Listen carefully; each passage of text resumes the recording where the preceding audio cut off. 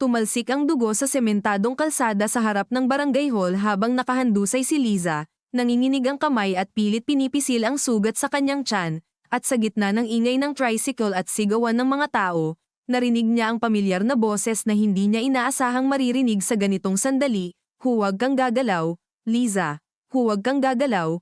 Nanginginig din ang tinig ni Marco habang lumuluhod sa tabi niya, nangingitim ang kanyang pantalon sa dugo, at saglit silang nagkatitigan. Isang maikling sandali na puno ng mas matagal na kasaysayan kaysa sa mismong sandaling iyon, dahil sa mga mata ni Liza, malinaw ang tanong na matagal na niyang kinikimkim, bakit?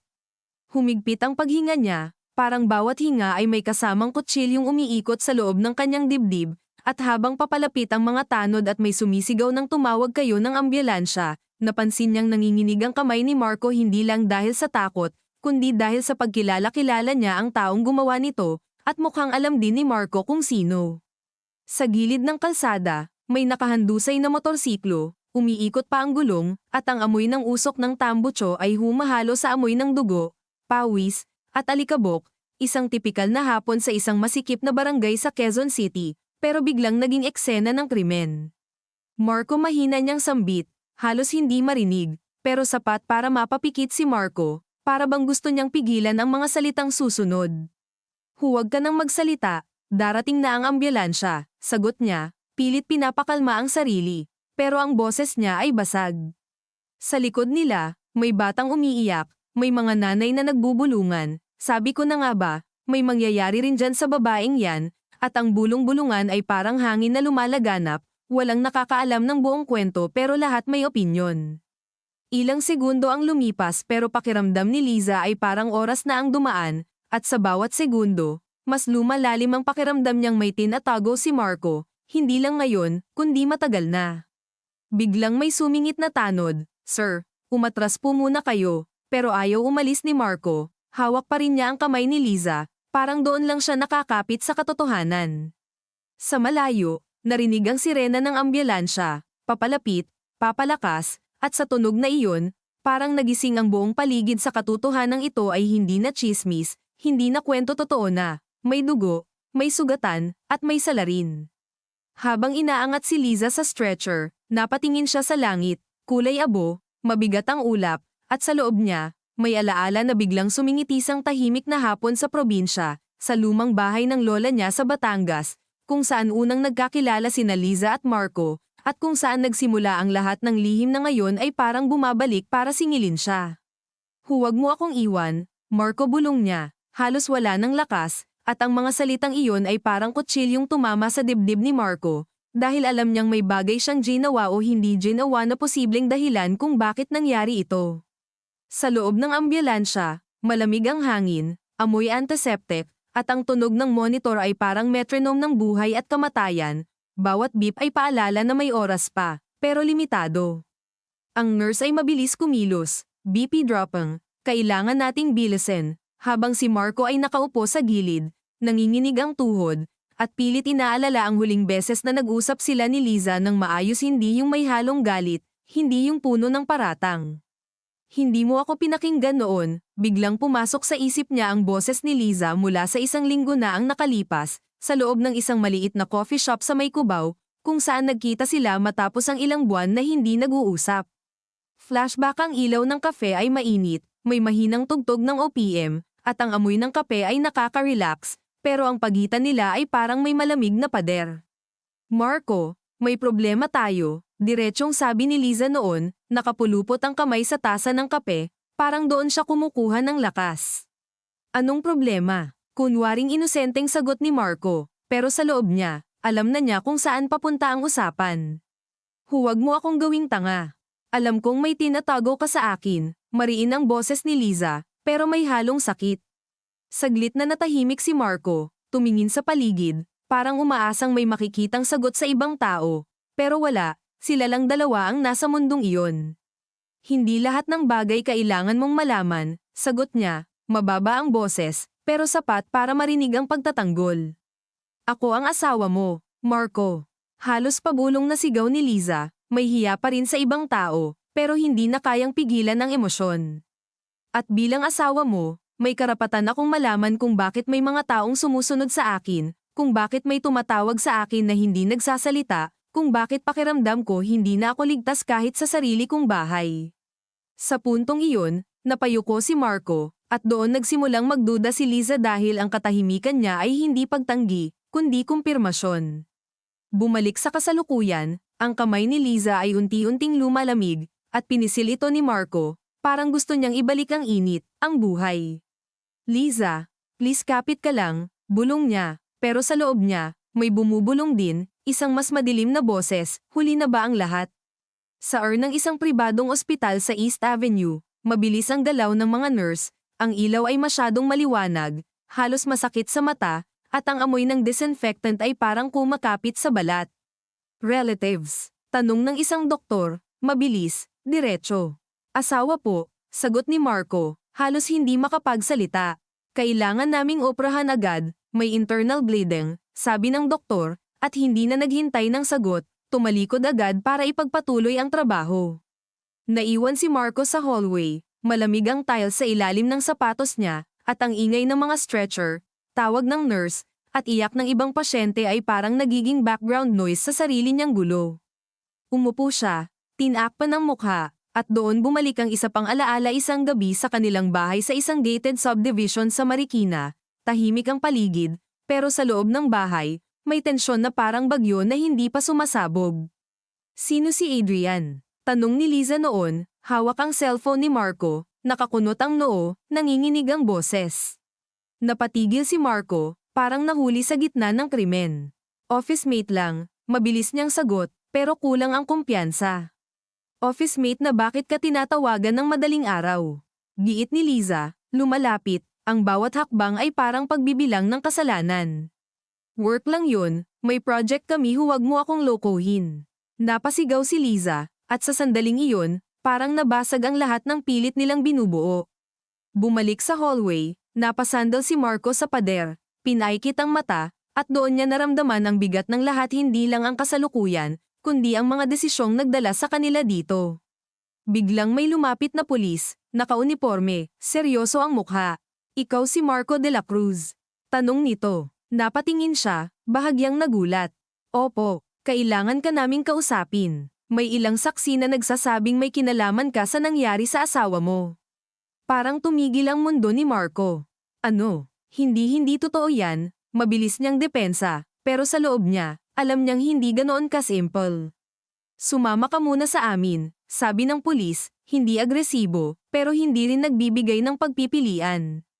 Tumingin si Marco sa pinto ng operating room, sarado, may ilaw na in use, at sa likod ng pintong iyon, ang buhay ni Liza ay nakasabit sa manipis na sinulid. Sa kabilang banda, sa isang madilim na sulok ng barangay, may isang lalaking nakasandal sa pader, naninigarilyo, at pinapanood ang mga ilaw ng pulis at ambulansya mula sa malayo. Akala mo ba matatapos na ta, Marco? Bulong niya sa sarili, at sa mata niya, may galit na matagal ng kinikimkim, at isang plano na hindi pa tapos. Akala mo ba matatapos na ta, Marco? Bulong niya sa sarili, sa kamarahang tinapakan ng upos ng sigarilyo hanggang tuluyang madurog sa basang semento, at sa maliit na galaw na iyon ay parang may kung anong lumang galit na matagal na niyang pinipigilang sumiklab na naman. Hindi siya umalis agad sa madilim na eskinita. Nanatili lang siyang nakatingin sa ospital sa dulo ng kalsada, sa mga ilaw na kumikislap, sa mga aninong papasok at palabas na parabang wala namang tunay na nakakaunawa kung gaano kalalim ang pinagmulan ng gulong ito. Basa ang hangin, may banta ng ulan, at ang mga poste ng ilaw sa gilid ng daan ay naglalabas ng maputlang dilaw na liwanag na lalo lang nagpatingkad sa pagod sa kanyang mukha.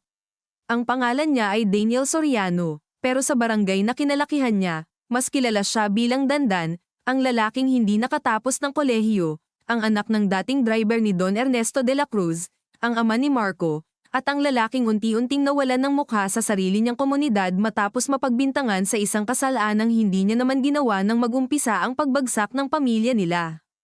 Huminga siya ng malalim, napasandal sa malamig na pader, at sa isip niya ay muling bumalik ang eksenang hindi pa rin niya kayang patawarin ng kanyang ina, nakaluhod sa sala ng lumang bahay ng mga De La Cruz sa San Juan, nagmamakaawa na huwag silang paalisin sa staff quarters matapos mapagbintangang nagnakaw ng pera sa petty cash ng negosyo. Habang si Don Ernesto ay nakatayo lang, malamig ang mukha, at si Marco, na no'y binata pa, ay nakasandal sa hagdanan, tahimik, nakatingin, walang sinasabi.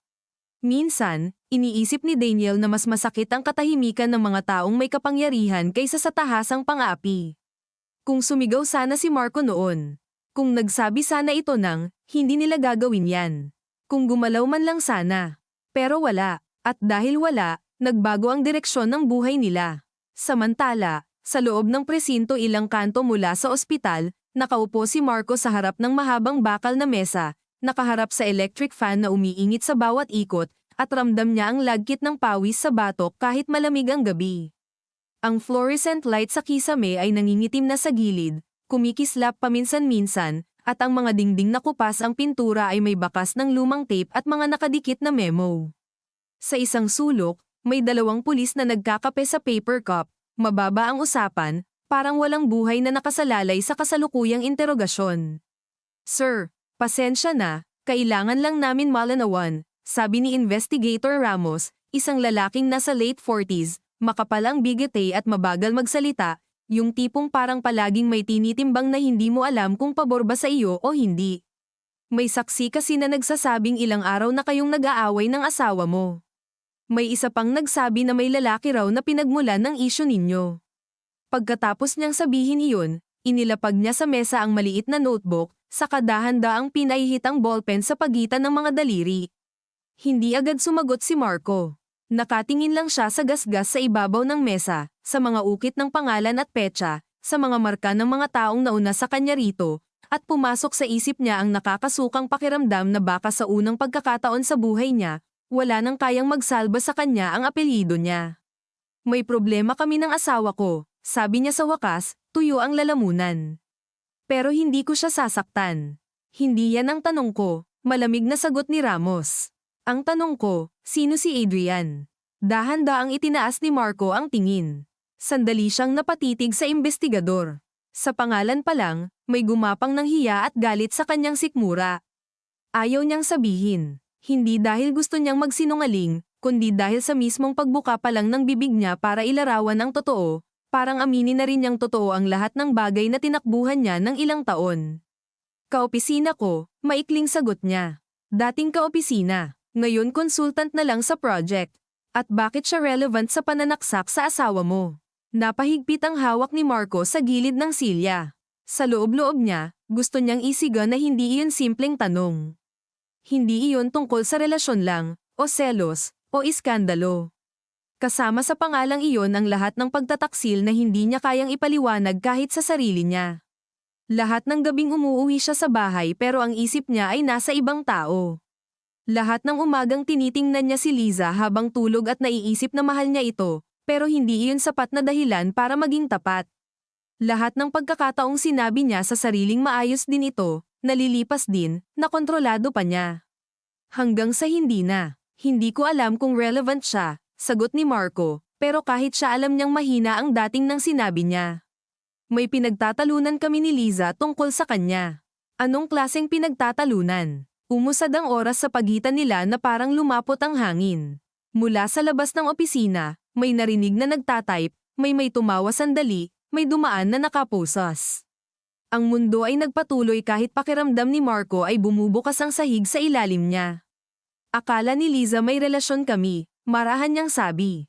At totoo ba? Hindi agad siya nakasagot. Umangat bumaba ang dibdib niya.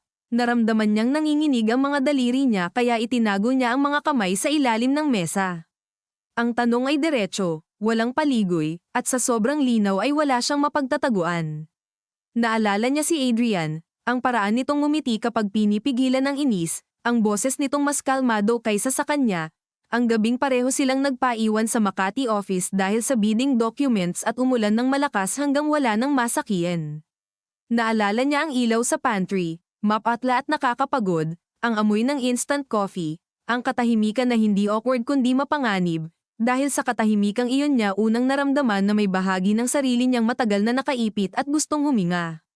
Hindi niya planado, hindi niya rin pinili ng isang bagsakan. Pero nang mangyari, nang may isang gabing inamin ni Adrian na naiintindihan siya nito sa paraang hindi nagawa ni Liza, hindi siya umatras. At iyon ang pinakamalaking kasinungalingang pinanghawakan niya, na ang hindi pag-atres ay hindi rin aktibong panloloko. May nangyari sa amin, halos pabulong niyang sabi. Hindi nagsalita si Ramos agad. Sumulat lang ito. Ang tunog ng ballpen sa papel ay parang gasgas sa balat. Gaano katagal? Ilang buwan. Alam ng asawa mo. Recently lang niya nalaman. At pagkatapos, napapikit si Marco. Naghiwalay kami ni Adrian. Sinubukan kong ayusin ang sa amin ni Liza. Sa sariling pandinig niya, ang salitang ayusin ay parang biro. Paano mo aayusin ang isang buhay na binutas mo na gamit ang mga kasinungalingan? Paano mo sasabihin sa babaeng araw-araw mong nakasabay sa hapag, nakapiling sa bahay, nakabahagi sa plano ninyong magkaanak balang araw, na habang nagtatanim siya ng tiwala, palihim mong winawasak ang pundasyon? Bago pa makapagsalita si Ramos, bumukas ang pinto at may batang pulis na pumasok. Sir, tumawag po ang ospital. Stable na raw po pero critical pa rin. Inoperahan na. Sandaling napayuko si Marco. Hindi iyon ginhawa. Isa lang itong pagpapa-extend ng takot. Stable pero critical. Buhay pero maaaring magbago ang lahat. Pwede na ba akong pumunta roon? Mabilis niyang tanong. Tiningnan siya ni Ramos ng matagal bago nagsalita. Hindi ka pa namin dini-detain. For question ka pa lang. Pero huwag kang aalis nang hindi namin alam. At isang bagay pa, Marco. Ano yun? May CCTV kaming tinitingnan mula sa convenience store sa tapat ng barangay hall. May kuha ng lalaking posibleng sumunod sa asawa mo bago siya nasaksak. Mukhang pamilyar siya sa inyo. Tumigas ang likod ni Marco. May kung anong dumaan sa isip niya, isang mukha mula sa nakaraan na ayaw niyang pangalanan agad. Kapag may naalala ka, dagdag ni Ramos, mas mabuting sabihin mo ng maaga. Baka sa susunod hindi na ikaw ang nagtatanong kung may oras pa. Sa ospital, ang koridor papuntang Aiko ay mahaba at malamig, at bawat yapak ni Marco ay parang hindi sigurado kung saan lulugar. Ang ilaw ay malinis, maputi, halos walang anino, pero sa kanya, parang mas marami pang bagay ang hindi nakikita kaysa nakikita. Sa waiting area, may mga plastik na upuan na magkakadikit, may vending machine na kumikislap ang ilaw, at may dalawang pamilyang magkahiwalay na tahimik na nagdarasal. Ang katahimikan sa ganitong lugar ay hindi totoong katahimikan. Puno ito ng pigil na hikbi, mahihinang pag-uusap, tunog ng tsinelas, at kahilingan sa Diyos na madalas hindi nabuo ang porma dahil sa pagod. Nakita niya roon si Tita Nena, ang ina ni Liza, nakaupo ng tuwid pero halatang lupaypay na ang katawan. May hawak itong rosaryo, at kahit hindi mabilis ang kilos, mahigpit ang pisil sa bawat butil na para bang doon nakasabit ang huling kontrol niya sa sitwasyon. Pagkakita pa lang kay Marco, nagbago ang mukha nito. Walang eksena agad. Mas masakit ang una nitong ginawa ang mabagal na pagtayo, ang tingin mula ulo hanggang paa, at ang ilang segundong pananahimik bago sabihin, huwag mo akong sasabihang hindi mo alam kung bakit nangyari ta. Huminto si Marco sa tapat niya. Hindi niya alam kung lalapit ba siya o mananatiling may distansya. Tita, huwag mo muna akong tawaging ganyan. Ang boses ni Tita Nena ay hindi malakas, pero may talim. Noong una pa lang, sinabi ko na kay Liza, may mali sa'yo. Hindi dahil masama ka, kundi dahil may mga bagay kang hindi kayang aminin kahit nakakasakit na. Napalunok si Marco. Sa gilid ng paningin niya, nakita niyang nakatayo rin pala si Bea, nakababatang kapatid ni Liza, nakascrubs pa mula sa duty nito sa isang government hospital sa Maynila. Bilang nurse, sanay si Bea sa dugo, sa pasyente, sa pagkamatay, pero ngayon, kitang-kita ni Marco na iba kapag kapatid mo ang nasa kama. Namumula ang mata nito, pero hindi ito umiiyak. Nakatingin lang, malamig, halos parang may clinical distance na ginagamit para hindi mabasag. Anong sabi ng doktor? Tanong ni Marco, pilit inaayos ang boses. Nabuhay pa siya, sagot ni Bea. At naswerte siyang hindi tumama ng direkta sa major vessel. Pero huwag mong gagamitin ang salitang swerte sa akin ngayon. Dahil kung hindi dahil sa gulo ninyong dalawa, wala siya rito. Gusto niyang kontrahin, gusto niyang sabihin hindi niya kontrolado ang may hawak ng kutsilyo, pero hindi lumabas. Dahil kahit hindi siya ang sumaksak, hindi niya rin matakasan ang katotohanang may kamay siya sa paggiba ng mundong ikinapahamak ni Liza. Umupo siya sa dulo ng hanay ng upuan. Ramdam niya ang paninikip ng dibdib sa bawat hinga. Sa loob ng isip niya, Nag-uunahan ang mga alaala at posibilidad. Si Daniel ba? Kung si Daniel nga, bakit si Liza? Galit ito sa kanya, sa pamilya niya, sa nakaraan. Pero may isa pang anggulo. Ilang araw bago ang pananaksak, may sinend si Liza na litrato sa kanya, isang lumang envelope, may punit na gilid, at may sulat kamay na pangalan ng ama niya. Kasama roon ang maikling mensahe, kailangan nating pag-usapan ta. Hindi ko alam bakit nasa lumang cabinet na ni Papa. Noong una, hindi niya pinansin agad. Nasa meeting siya noon. Pagkatapos, nang nakita niya ng mabuti ang litrato, nakaramdam siya ng malamig na kaba. Kilala niya ang sulat kamay. Kay Don Ernesto iyon. At ang petsa sa envelope ay mula 20 taon na ang nakalipas, panahon ng pagkawala ng pera at pagpapaalis sa pamilya ni Daniel. Hindi niya alam ang laman, pero sapat na ang petsa para manginig siya. At ngayon, sa wakas, malinaw sa kanya, posibleng hindi si Liza ang target dahil asawa niya ito. Posibleng si Liza ang target dahil may nalaman ito. Napaupo siya ng tuwid. Humarap siya kay Bea. May dala ba si Liza na bag kanina? Nagsalubong ang kilay ni Bea. Bakit? May envelope siya. Lumang sulat. Kailangan ko yun makita. Ano bang meron doon? Hindi agad sumagot si Marco. Sa likod ng mga mata ni Bea, nakita niya ang pagtaas ng pagdududa. Marco, mariing sabi nito, kung may alam ka, ngayon mo sabihin. Hindi pwedeng puro paunti-unti. Napahawak siya sa noo. Sa loob-loob niya, para siyang lalaki sa gitna ng gumuguhong bahay na pipili kung aling apoy ang uunahin niyang patayin. Ang sikreto tungkol kay Adrian. Ang lihim ng ama niya. Ang galit ni Daniel. Alin ang uunahin kung lahat ay posibleng pumatay ng natitira pang relasyon? May lumang isyu sa pamilya namin, sabi niya sa huli. May taong napahamak dahil sa tatay ko. At posibleng may ebidensyang hawak si Liza. Posibleng. Ulit ni Bea, halos mapatawa sa galit. Asawa ka niya pero puro posibleng ang alam mo. Bago pa humaba ang sagutan, may doktor na lumabas mula sa ICU doors, tinanggal ang mask sa baba, at lumapit sa kanila. Lahat sila sabay tumayo. Si Mrs. De La Cruz ay out of immediate danger for now. Sabi ng doktor, maingat ang pagpili ng salita, pero may significant blood loss. Sedated siya. The next 12 hours are crucial. Napakapit si Tita Nena sa braso ni Bea. Pumikit si Marco. Ang salitang for now ay kumapit sa kanya ng mas mabigat kaysa out of danger. Pwede ba siyang makita? Tanong ni Tita Nena. One at a time, saglit lang. Unang pumasok ang ina. Naiwan si Marco sa labas, at sa paghihintay na iyon, lalo niyang naramdaman ang pagod na ilang linggo nang nasa katawan niya pero ngayon lang lumubog ng todo. Hindi simpleng antok. Ito yung pagod ng taong matagal nang nagtatayo ng bersyon ng sarili niyang kayang tanggapin ng mundo, pero sa bawat kasinungalingan, mas lumalayo sa tunay na sarili hanggang isang araw, kahit siya, hindi na alam kung sino ang ipinagtatanggol niya. Naalala niya ang isang gabing nagmaneho siya ng walang direksyon matapos ang unang malaking away nila ni Liza. Umulan noon sa EDSA, mabigat ang traffic, at sa loob ng kotse, wala siyang marinig kundi ugong ng wiper at sariling paghinga. Tinawagan niya si Adrian. Hindi ito sumagot. Nag-text lang, tama na. Hindi ako magiging dahilan ng pagkasira ninyo. Noon siya unang nakaramdam ng tunay na pagkawala. Hindi dahil nawala si Adrian, kundi dahil nawala ang ilusyon na may kontrol pa siya sa hinaharap.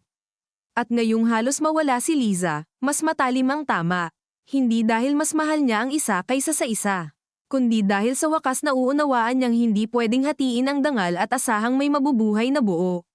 Lumabas si Tita Nena mula sa ICU, namumugto ang mata pero maayos pa rin ang tindig. Ikaw, sabi nito kay Marco. Pumasok ka. Pero huwag mong iisipin na dahil pinapasok kita, napatawad na kita. Hindi siya sumagot. Marahan siyang pumasok sa ICU room. Mahina ang ilaw sa loob.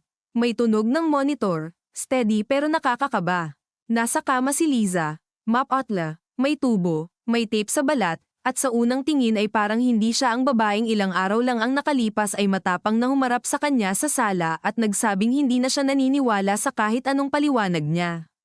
Umabot si Marco sa gilid ng kama. Hindi niya agad hinawakan ang kamay nito. Natakot siya. Parang wala siyang karapatang dumampi matapos ang lahat.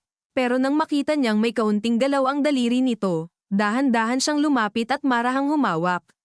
Mainit pa rin. Buhay pa rin. Liza, Bulong niya, at sa simpleng pagbigkas ng pangalan nito ay may kung anong bumigay sa dibdib niya. Hindi ko alam kung naririnig mo ako. Sana hindi mo muna marinig lahat. Kasi wala pa akong maayos na sasabihin. Napatawa siya ng mapait, saka yumuko. Kasalanan ko ta. Hindi lahat. Pero sapat para hindi ako makatulog kahit mabuhay ka pa. Tinitigan niya ang mukha nito, ang maliliit na gallows sa pisngi, ang pagkaputla ng labi, at ang hindi niya inaasahan ay hindi awa sa sarili kundi hiya.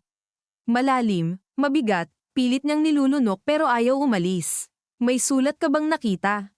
Mahina niyang tanong, kahit alam niyang walang sagot.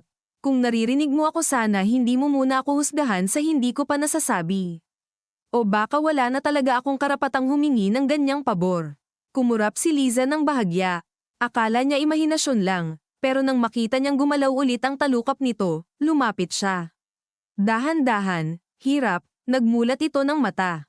Hindi buo, malabo, pero gising. Nanigas si Marco. Liza, ako ta. Umangat ng kaunti ang tingin ni Liza sa kanya. Sa ilalim ng gamot at sakit, may natitira pa ring kamalayan sa mata nito. Humigpit ng kaunti ang mga daliri nito sa kamay niya, saka halos hindi gumalaw ang labi. Yumuko si Marco para marinig. Isang salitang putol, gasgas sa lalamunan, pero malinaw sapat para manlamig siya. Drawer. Sumunod ang isang mabigat na hinga. Blue folder. Nanlaki ang mata ni Marco. Bago pa siya makapagsalita, pumikit ulit si Liza, bumalik sa mabigat na pagkasedate. Nakatayo lang siya roon, parang may kidlat na dumaan sa gulugod niya. Blue folder. Sa bahay nila, o sa lumang condo unit ng ama niya. At kung ano man ang laman noon, sapat para habulin si Liza, sapat para sumiklab muli ang galit ng isang lalaking tulad ni Daniel, at sapat para baklasin ang huling pader ng katahimikang pilit itinayo ng pamilya niya sa loob ng 2 dekada. Paglabas niya ng Aiko, naghihintay na si Investigator Ramos sa dulo ng koridor, may hawak na brown envelope at mukha ng taong may bagong piraso ng puzzle. Marco, sabi nito, dahan-dahan ngunit direkta, nahanap na namin ang larawan mula sa CCTV. Kailangan mong tingnan ngayon, at bago ka pa magsinungaling ulit sa akin o sa sarili mo, may isa pa akong sasabihin. Tumigil si Marco sa harap niya. Ano yun? Inilahad ni Ramos ang isang printed still image. Malabo pero sapat, isang lalaki, sombrero, hoodie, nakatagilid ang mukha. Kilala niya. Hindi dahil sa kasalukuyang itsura, kundi sa tindig. Sa panga, sa paraan ng balikat, Daniel. Ngunit bago pa siya tuluyang makapagsalita, idinagdag ni Ramos, may kasama siyang babae ilang oras bago ang insidente. At ang babaeng iyon ay hindi ang asawa mo. Si Adrian siya, hindi ba? May kasama siyang babae ilang oras bago ang insidente. At ang babaeng iyon ay hindi ang asawa mo. Si Adrian siya, hindi ba? Parang may malamig na bakal na ipinasok sa tiyan ni Marco sa paraan ng pagkakabanggit ni Ramos sa pangalang iyon, diretso, walang pag-ikot, walang awa, at sa loob ng ilang segundo ay hindi siya nakakilos dahil ang pinakakinatatakutan niyang mangyari ay hindi lang basta paglalantad ng sikreto kundi ang pagkakataong magsanib ang lahat ng lihim sa iisang gabi at sabay-sabay siyang singilin. Hindi agad siya sumagot, nakatitig lang siya sa printed image na hawak ng investigador, sa malabong kuha ng convenience store camera, sa 2 aninong nag-uusap sa gilid ng parking area, at kahit butil-butil ang litrato ay kilala niya ang paraan ng pagtayo ni Adrian, bahagyang nakataas ang isang balikat kapag kinakabahan, isang kamay sa strap ng bag, at ang ulo'y bahagyang nakayuko na para bang gusto nitong magmukhang kalmado kahit may gustong takbuhan. Sagutin mo ako, sabi ni Ramos, hindi malakas, pero sapat para maputol ang pagkakabihag ni Marco sa sariling isip. Oo, sabi niya sa wakas, paus. Si Adrian yan. At bakit siya kasama ni Daniel? Hindi ko alam. Talaga lang. Muli niyang inangat ang tingin, at doon niya nakita sa mukha ni Ramos ang pagod ng lalaking matagal nang nakikinig sa mga tao at marunong nang umamoy kung alin ang kalahating totoo at alin ang pilit na iniiwasan. Sa koridor, may dumaan na nurse na nagtutulak ng gamot cart, kumalanseng ang maliliit na botelya, at sa napakasimpleng tunog na iyon, lalo niyang naramdaman ang hindi angkop na normalidad ng paligid. May mga taong umiinom ng kape sa vending machine. May batang natutulog sa kandangga ng ama niya sa waiting area. May tumatawa sa malayo sa may nurses station. Samantalang siya, Parang paunti-unting pinipilipit ng dalawang buhay na pinagsinungalingan niya hanggang hindi na niya alam kung alin ang mauuna niyang hawakan bago tuluyang malaglag. May number ka ni Adrian? Tanong ni Ramos. Tumango si Marco. Tawagan mo. Ngayon. Hindi gumalaw si Marco agad. Sa loob niya, may humahabang katahimikan, yung klase ng katahimikang parang nakatayo ka sa gilid ng bangin at alam mong kapag humakbang ka ay wala nang atrasan. Pero alam din niyang lampas na siya sa puntong pwede pa siyang pumili ng komportableng bersyon ng totoo. Kinuha niya ang cellphone niya, nanginginig ng bahagya ang kamay. Basa ang palad niya. Nang buksan niya ang contacts, saglit na tumigil ang hinlalaki niya sa pangalan ni Adrian. Walang emoji, walang kahit anong palamuti, pangalan lang. Malinis, katulad ng paraan nitong laging magsalita kapag gusto nitong pigilan ang gulo. Pinindot niya ang call. Isang ring, 2, 3. Bawat tunog ay parang hinihila ang laman loob niya. Sa ika-4 na ring, may sumagot. Hindi agad nagsalita ang nasa kabilang linya. Tanging mahinang ugong ng hangin at ingay ng sasakyan sa malayo ang narinig. Hello, sabi ni Marco, nanunuyo ang lalamunan. Adrian, may ilang segundong walang sagot. Pagkatapos, isang boses na pilit kalmado pero halatang puyat at may bahid ng takot. Nasaan ka? Hindi kumusta ka? Hindi anong nangyari? Diretsyong tanong. Sa ospital, sinaksak si Liza. Narinig niya ang biglang pagsinghap sa kabilang linya, sinundan ng mahabang katahimikan. Ano? Bulong ni Adrian, at sa isang salitang iyon ay may totoong pagkabigla, hindi pekeng gulat. Buhay pa siya. Critical pa rin. Adrian, kailangan kong malaman kung bakit kakasama ni Daniel. Sa tabi niya, hindi nagsasalita si Ramos pero kitang-kita niyang nakatutok ang buong pansin nito sa bawat salita. Hindi ako pwedeng magsalita dyan, sagot ni Adrian. Hindi ligtas. Hindi ligtas para kanino. Napapikit si Marco, pinipigilan ang sarili. Adrian, tama na. Wala na tayong pwedeng pagtakpan. Nasaan ka? Sa kabilang linya, huminga ng mabigat si Adrian. Sa may Pasig. Pero hindi ako magtatagal dito. Bakit? Dahil may hinahanap sila. Sino? Hindi lang si Daniel ang may alam sa sulat. Para itong suntok na tumama sa sentido ni Marco. Anong ibig mong sabihin? May kopya, Marco. At yung original, posibleng nasa inyo pa. Hindi ko alam kung gaano karami ang alam ni Liza bago siya nasaktan, pero alam kong may nakuha siya. Naramdaman ni Marco ang pagtigas ng batok niya. Paano mo nalaman? Dahil ako ang tumulong sa kanya maghanap. Muntik mabatiwan ni Marco ang telepono. Sa ilang sandali, wala siyang marinig kundi malakas na ugong sa loob ng tenga niya. Tumikim si Ramos at marahang iniabot ang kamay, senadoryas na ilagay sa speaker, pero hindi pa rin agad kumilos si Marco. Sa loob niya, bumabangga ang galit, hiya, at isang mapait na pagkilala na habang abala siyang isipin na ang mga kasinungalingan niya ay umiikot sa pagtataksil sa relasyon, may mas malalim palang nangyayari sa likod niya na hindi niya man lang nasalayan. Paanong tinulungan mo siya? Singit niya, mas mababa ang boses, mas masakit. Nagkita kami 2 beses, sagot ni Adrian. Hindi para sa atin, para sa kanya. Nilapitan niya ako kasi alam niyang may access ako sa old company records ng tatay mo. Akala niya noong una financial discrepancy lang. Pero nang makita namin ang pangalan ni Daniel at ng nanay niya sa luma ninyong settlement papers, napansin naming hindi tugma ang dates. At may isang notarized affidavit na nawawala. Muling umikot ang paligid ni Marco. Naalala niya bigla ang lumang study ng ama niya, ang amoy ng kahoy at papel, ang locked cabinet na pinagbabawalan silang galawin noong bata pa sila, at ang isang beses na nahuli siya ng ama niyang nakikialam sa drawer at pinagsabihan ng may malamig na tono, may mga dokumentong hindi para sa mga batang usisero. Noon ay simpleng takot lang ang naramdaman niya. Ngayon, nararamdaman niyang may bahagi ng buhay nila na sadyang itinayo sa pagtatakip. Naka-speaker ka ba? Tanong ni Adrian bigla. Saglit na nagatubili si Marco. Pagkatapos ay pinindot ang speaker at itinapat ang telepono sa pagitan nila ni Ramos. Oo, sabi niya. Nandito ang investigador. Tahimik si Adrian ng ilang segundo, saka nagsalita ng mas maingat. Hindi ako nagtangka saktan si Liza. Hindi rin si Daniel ang inaasahan kung gagalaw ng ganito. Nagkita kami kanina kasi may gusto siyang kunin kapalit ng impormasyon. Anong impormasyon? Tanong ni Ramos, mabilis pero kontrolado. Tungkol sa affidavit, sagot ni Adrian. May hawak si Daniel na photocopy. Gusto niyang ibigay kapalit ng original na nasa blue folder daw. Sabi niya, kung ilalabas ang original, hindi lang si Don Ernesto ang babagsak kahit patay na siya. Pati si Marco. Napahawak si Marco sa gilid ng pader. Ako. Bakit ako? Dahil may pirma mo raw sa isang document noong 22 ka, sabi ni Adrian. Pang-cover sa transfer ng pera. Baka hindi mo alam ang buong context noon, pero legal ka ng adult. Pwede kang madamay. Napadilat si Marco. May isang alaala na biglang sumulpot, matagal nang nakabaon sa likod ng isip niya isang hapon sa opisina ng ama niya sa Binondo, sariwa pa ang college graduation niya noon, suot pa ang polo niya mula sa isang job interview, at inabutan siya ng ama ng ilang papeles. Routine corporate restructuring lang, sabi ni Don Ernesto noon. Pirmahan mo rito, andito ka rin naman bilang junior officer sa bagong entity. Hindi niya binasa ng mabuti.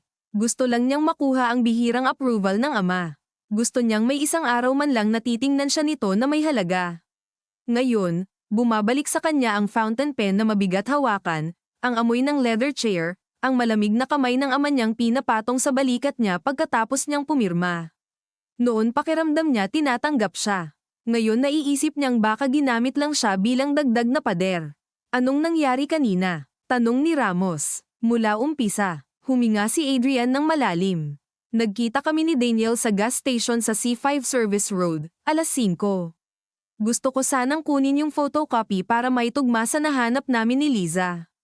Galit siya, hindi lang kay Marco, sa buong pamilya. Pero may isa siyang linyang paulit-ulit hindi raw niya layong patayin si Liza. Gusto niya lang matigil ang pagtatago at mapilitang magsalita ang tamang tao. At sino ang tamang tao sa tingin niya? Tanong ni Ramos. Si Marco. O mas tamang sabihin, ang guilt ni Marco. Napakagat si Marco sa loob ng pisngi niya hanggang malasahan niya ang dugo. Hindi lang dahil sa sinabi ni Adrian, kundi dahil sa nakakainsultong lapit nito sa katotohanan. Buong buhay niya, akala niya ang pinakamabigat niyang kasalanan ay mga pinili niyang itago sa asawa niya. Ngayon, unti-unting lumalabas na may nakaraang hindi niya inusisa dahil komportable siyang hindi alamin, at ang hindi pag-alam na iyon ay isa ring anyo ng pakikisabuatan. Pagkatapos ng gas station, tanong ulit ni Ramos, naghiwalay kami. Sabi niya may kakausapin siya. Akala ko si Marco. Hindi ko alam na si Liza pala. Nagsalubong ang kilay ni Marco. Bakit hindi mo sinabi sa akin na nakikipagkita ka kay Liza? Ano ang gusto mong sabihin ko? Biglang tumaas ang boses ni Adrian, hindi sigaw pero basag na ang pagpipigil. Na habang sinusubukan kong umiwas sa'yo dahil wala nang mabuting maidudulot ang kahit anong natitira sa atin, nilapitan ako ng asawa mo para ipakita ang dumi ng tatay mo. Na mas matapang siyang humarap sa totoo kaysa sa ating dalawa. Ano ang gusto mong marinig, Marco? Tumahimik si Marco. Sa bawat salitang narinig niya, lalong lumiit ang pakiramdam niya sa sarili. Hindi dahil pinapahiya siya, kundi dahil may bahagi roong alam niyang totoo. Si Liza, na ilang linggo niyang inakalang puro sakit at galit lang ang iniikot sa kanila, palay tahimik na kumikilos para intindihin ang buhol na matagal nang hindi pinapansin ng pamilya niya. At siya, abala sa pagligtas ng hitsura, ng kasal, ng reputasyon, na ni hindi niya napansing ang totoong panganib ay nasa ilalim mismo ng apelyidong ipinagtatanggol niya. Nasaan ka eksakto? Tanong ni Ramos. Narinig ang paghinga ni Adrian. Sa lumang apartment ng pinsan ko malapit sa Rosario. Pero hindi ako tatakbo. Susuko ako kung kailangan. May hawak akong screenshot ng messages ni Daniel at isang scan page mula sa photocopy. Ipapadala ko. Ipadala mo ngayon, sabi ni Ramos. Ilang segundo ang lumipas, saka tumunog ang cellphone ni Marco. Pumasok ang mga file. Binuksan agad ni Ramos. Ang unang image ay screenshot ng usapan. Maikli, putol-putol, pero malinaw ang tono. Daniel, sabihin mo sa kanya, kung gusto niya ng katotohanan, dalhin niya ang blue folder. Adrian, hindi siya sasama. Daniel, edi ang asawa. Mas matapang pa. Sumunod na image, isang scanned document na kupas ang pagkakatype, lumang notaryo, at sa ibaba, dalawang pangalan ang tumama kay Marco na parang batong inihagis sa mukha niya, Ernesto de la Cruz at Milagros Soriano. Sinundan iyon ng isang pariralang halos hindi na niya kailangang basahin ng buo para maintindihan ang ibig sabihin extrajudicial settlement and waiver of future claims. Humigpit ang panga ni Ramos. Settlement, bulong nito. Pero bakit may criminal angle ang pakiramdam ko rito? Dahil may annex iyon, sabi ni Adrian sa telepono. Aminado raw doon na hindi totoong nagnakaw ang nanay ni Daniel. Ginawa siyang fall person para mapagtakpan ang diversion ng company funds.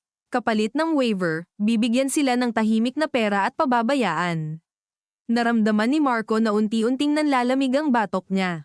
Sa likod ng mga mata niya, nakita niya ang ina ni Daniel na nakaluhod, ang ama niyang nakatayo, ang sarili niyang batang anyo sa hagdanan, at ang pinakamasakit sa alaala ay hindi niya maalalang nagtanong man lang siya noon kung ano ba talaga ang nangyari. Asan ang original? Tanong ni Ramos. Hindi ko alam, sagot ni Adrian. Pero alam ni Liza na may copy ang nakatago sa blue folder. Baka sa bahay nila, baka sa lumang unit ni Don Ernesto sa Makati. Hindi kami umabot sa puntong iyon. Bakit? Dahil sumunod si Daniel nang makita niyang si Liza ang may hawak ng lead. At nang huli kaming nagkita sa coffee shop kaninang tanghali, sinabi ni Liza na kakausapin niya si Marco. Diretsahan. Sabi ko maghintay siya. Ayaw niya. Napayuko si Marco. Naalala niya ang ilang missed calls ni Liza kaninang hapon habang nasa presinto siya para sa isang unrelated business permit issue. Hindi niya agad sinagot. Inisip niyang another confrontation. Another round of pain he was not ready to absorb. Ngayon, ang hindi niya pagsagot ay may ibang timbang na.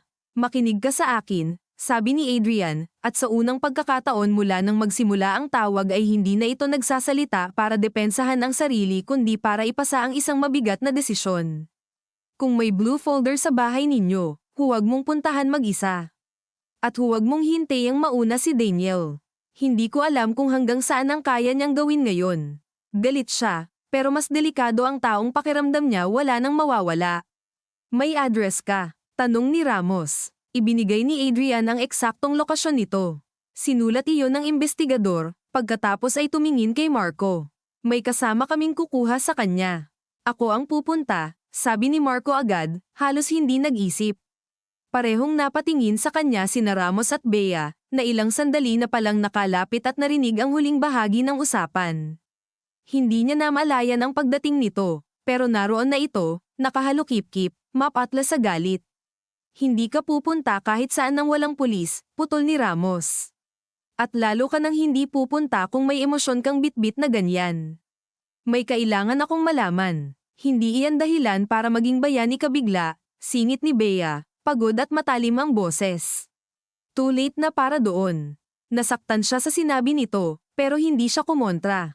Sa totoo lang, wala na siyang lakas para ipagtanggol ang bersyon ng sarili niyang gustong paniwalaan.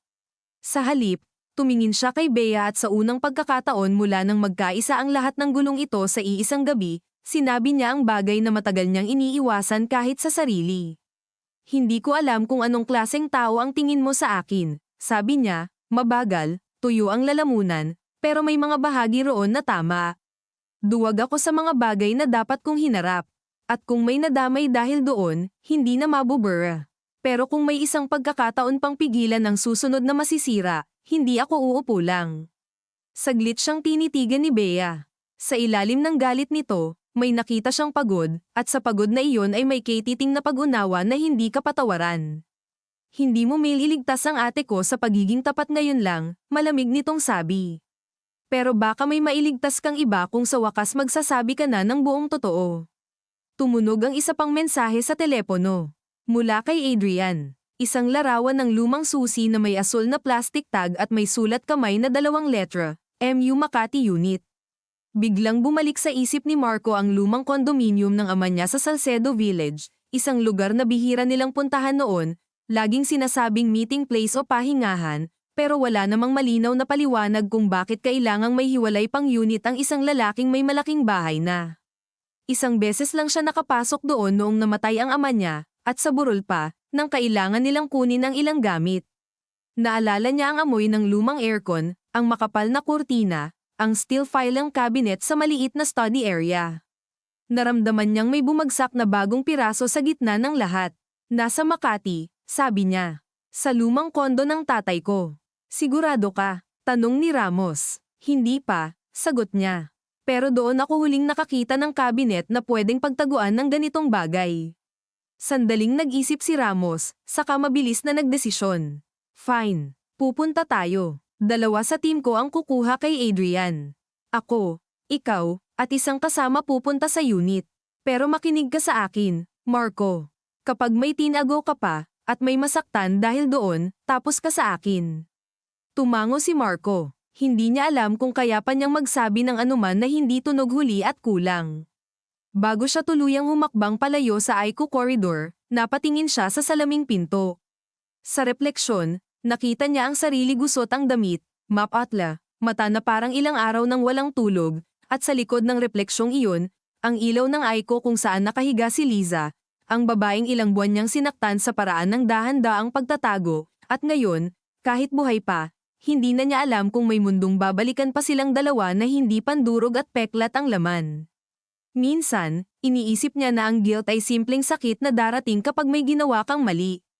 Pero ngayong gabi, mas malinaw sa kanya na may ibang anyo ang guilt sa mga pamilyang marunong maglinis ng dumi sa ilalim ng mamahaling alpombra. Hindi ito basta pakiramdam. Isa itong pamana. Isang katahimikang ipinapasa mula ama sa anak, mula isang lagda sa susunod na kompromiso, hanggang may isang taong sa wakas dadyugo para lang mabasag ang siklo. Habang naglalakad sila palayo sa koridor, naramdaman niyang nanginginig pa rin ang kamay niya, pero hindi na dahil lang sa takot. May kasama na iyong galit sa sarili, at isang mabigat na pagkaunawa na kahit anong makuha nila sa blue folder, kahit anong katotohanan ang lumabas sa unit ng ama niya, wala nang paraan para iligtas ang lahat. May isang bagay na mababawi. At may mas malaki na tuluyan ng mawawala, may isang bagay na mababawi. At may mas malaki na tuluyan ng mawawala. Hindi niya alam kung para iyon kay Liza, kay Adrian, kay Daniel, o sa sarili niya. Pero kumapit ang linyang iyon sa loob niya habang bumababa sila sa elevator ng ospital. Mabagal ang andar, may amoy ng disinfectant at lumang metal, at ang fluorescent light sa kisame ay naglalabas ng maputlang ilaw na lalong nagpatindi sa mga anino sa ilalim ng kanyang mga mata. Nasa tabi niya si Investigator Ramos, tahimik, nakapamulsa ang isang kamay habang ang isa ay hawak ang brown envelope at ang cellphone na puno na ng bagong ebidensya, at sa likod nila ay isang batang pulis na si Cruz, alerto ang tindig pero bakas ang pagod sa mukha. Walang nagsasalita, tanging ugong ng elevator at mahihinang yabag lang ang maririnig, at sa ganoong katahimikan, mas malakas ang sariling isip ni Marco. Paikot-ikot ang tanong, kung nahanap nila ang blue folder. Ano ang handa niyang isuko? Apelyido, kalayaan, natitirang pag-asa na kahit paano ay maibabalik pa ang buhay nila ni Liza sa dating porma. Ngunit sa bawat pagtatangka niyang isipin ang dating porma, agad iyong nababasag dahil wala namang totoong dating buo. Matagal nang may lamet, matagal nang may bulok na tabla sa ilalim ng sahig. Hindi lang niya pinapansin dahil sanay siyang mabuhay sa bahay na maayos tingnan mula sa labas. Pagsapit nila sa basement parking, sinalubong sila ng amoy ng gasolina, basang semento, at usok ng tambutso. Mahina ang ulan sa labas, patak-patak lang, pero sapat para mag-iwan ng manipis na hamog sa hangin. Ang ilaw sa parking slots ay malamlam at may ilang bahagi ng kisame na may tumutulong tubig sa balde. Sumakay sila sa unmarked na sasakyan ni Ramos. Sa pag-upo ni Marco sa likod, naramdaman niyang basa pa rin ng pawis ang likod ng polo niya. Kumapit siya sa seatbelt ng mas madiin kaysa kailangan, para bang may kontrol siyang makukuha sa simpleng paghigpit. Habang palabas ang sasakyan sa ospital at lumalabas sa main road, dumaan sila sa mga jeep na halos wala ng pasahero, mga karinderyang nagsasara na, mga convenience store na maliwanag pa rin sa gitna ng gabi, at mga lalaking nagkukumpulan sa ilalim ng waiting shed, nagtatakip ng ulo sa ulan gamit ang dyaryo o manipis na jacket.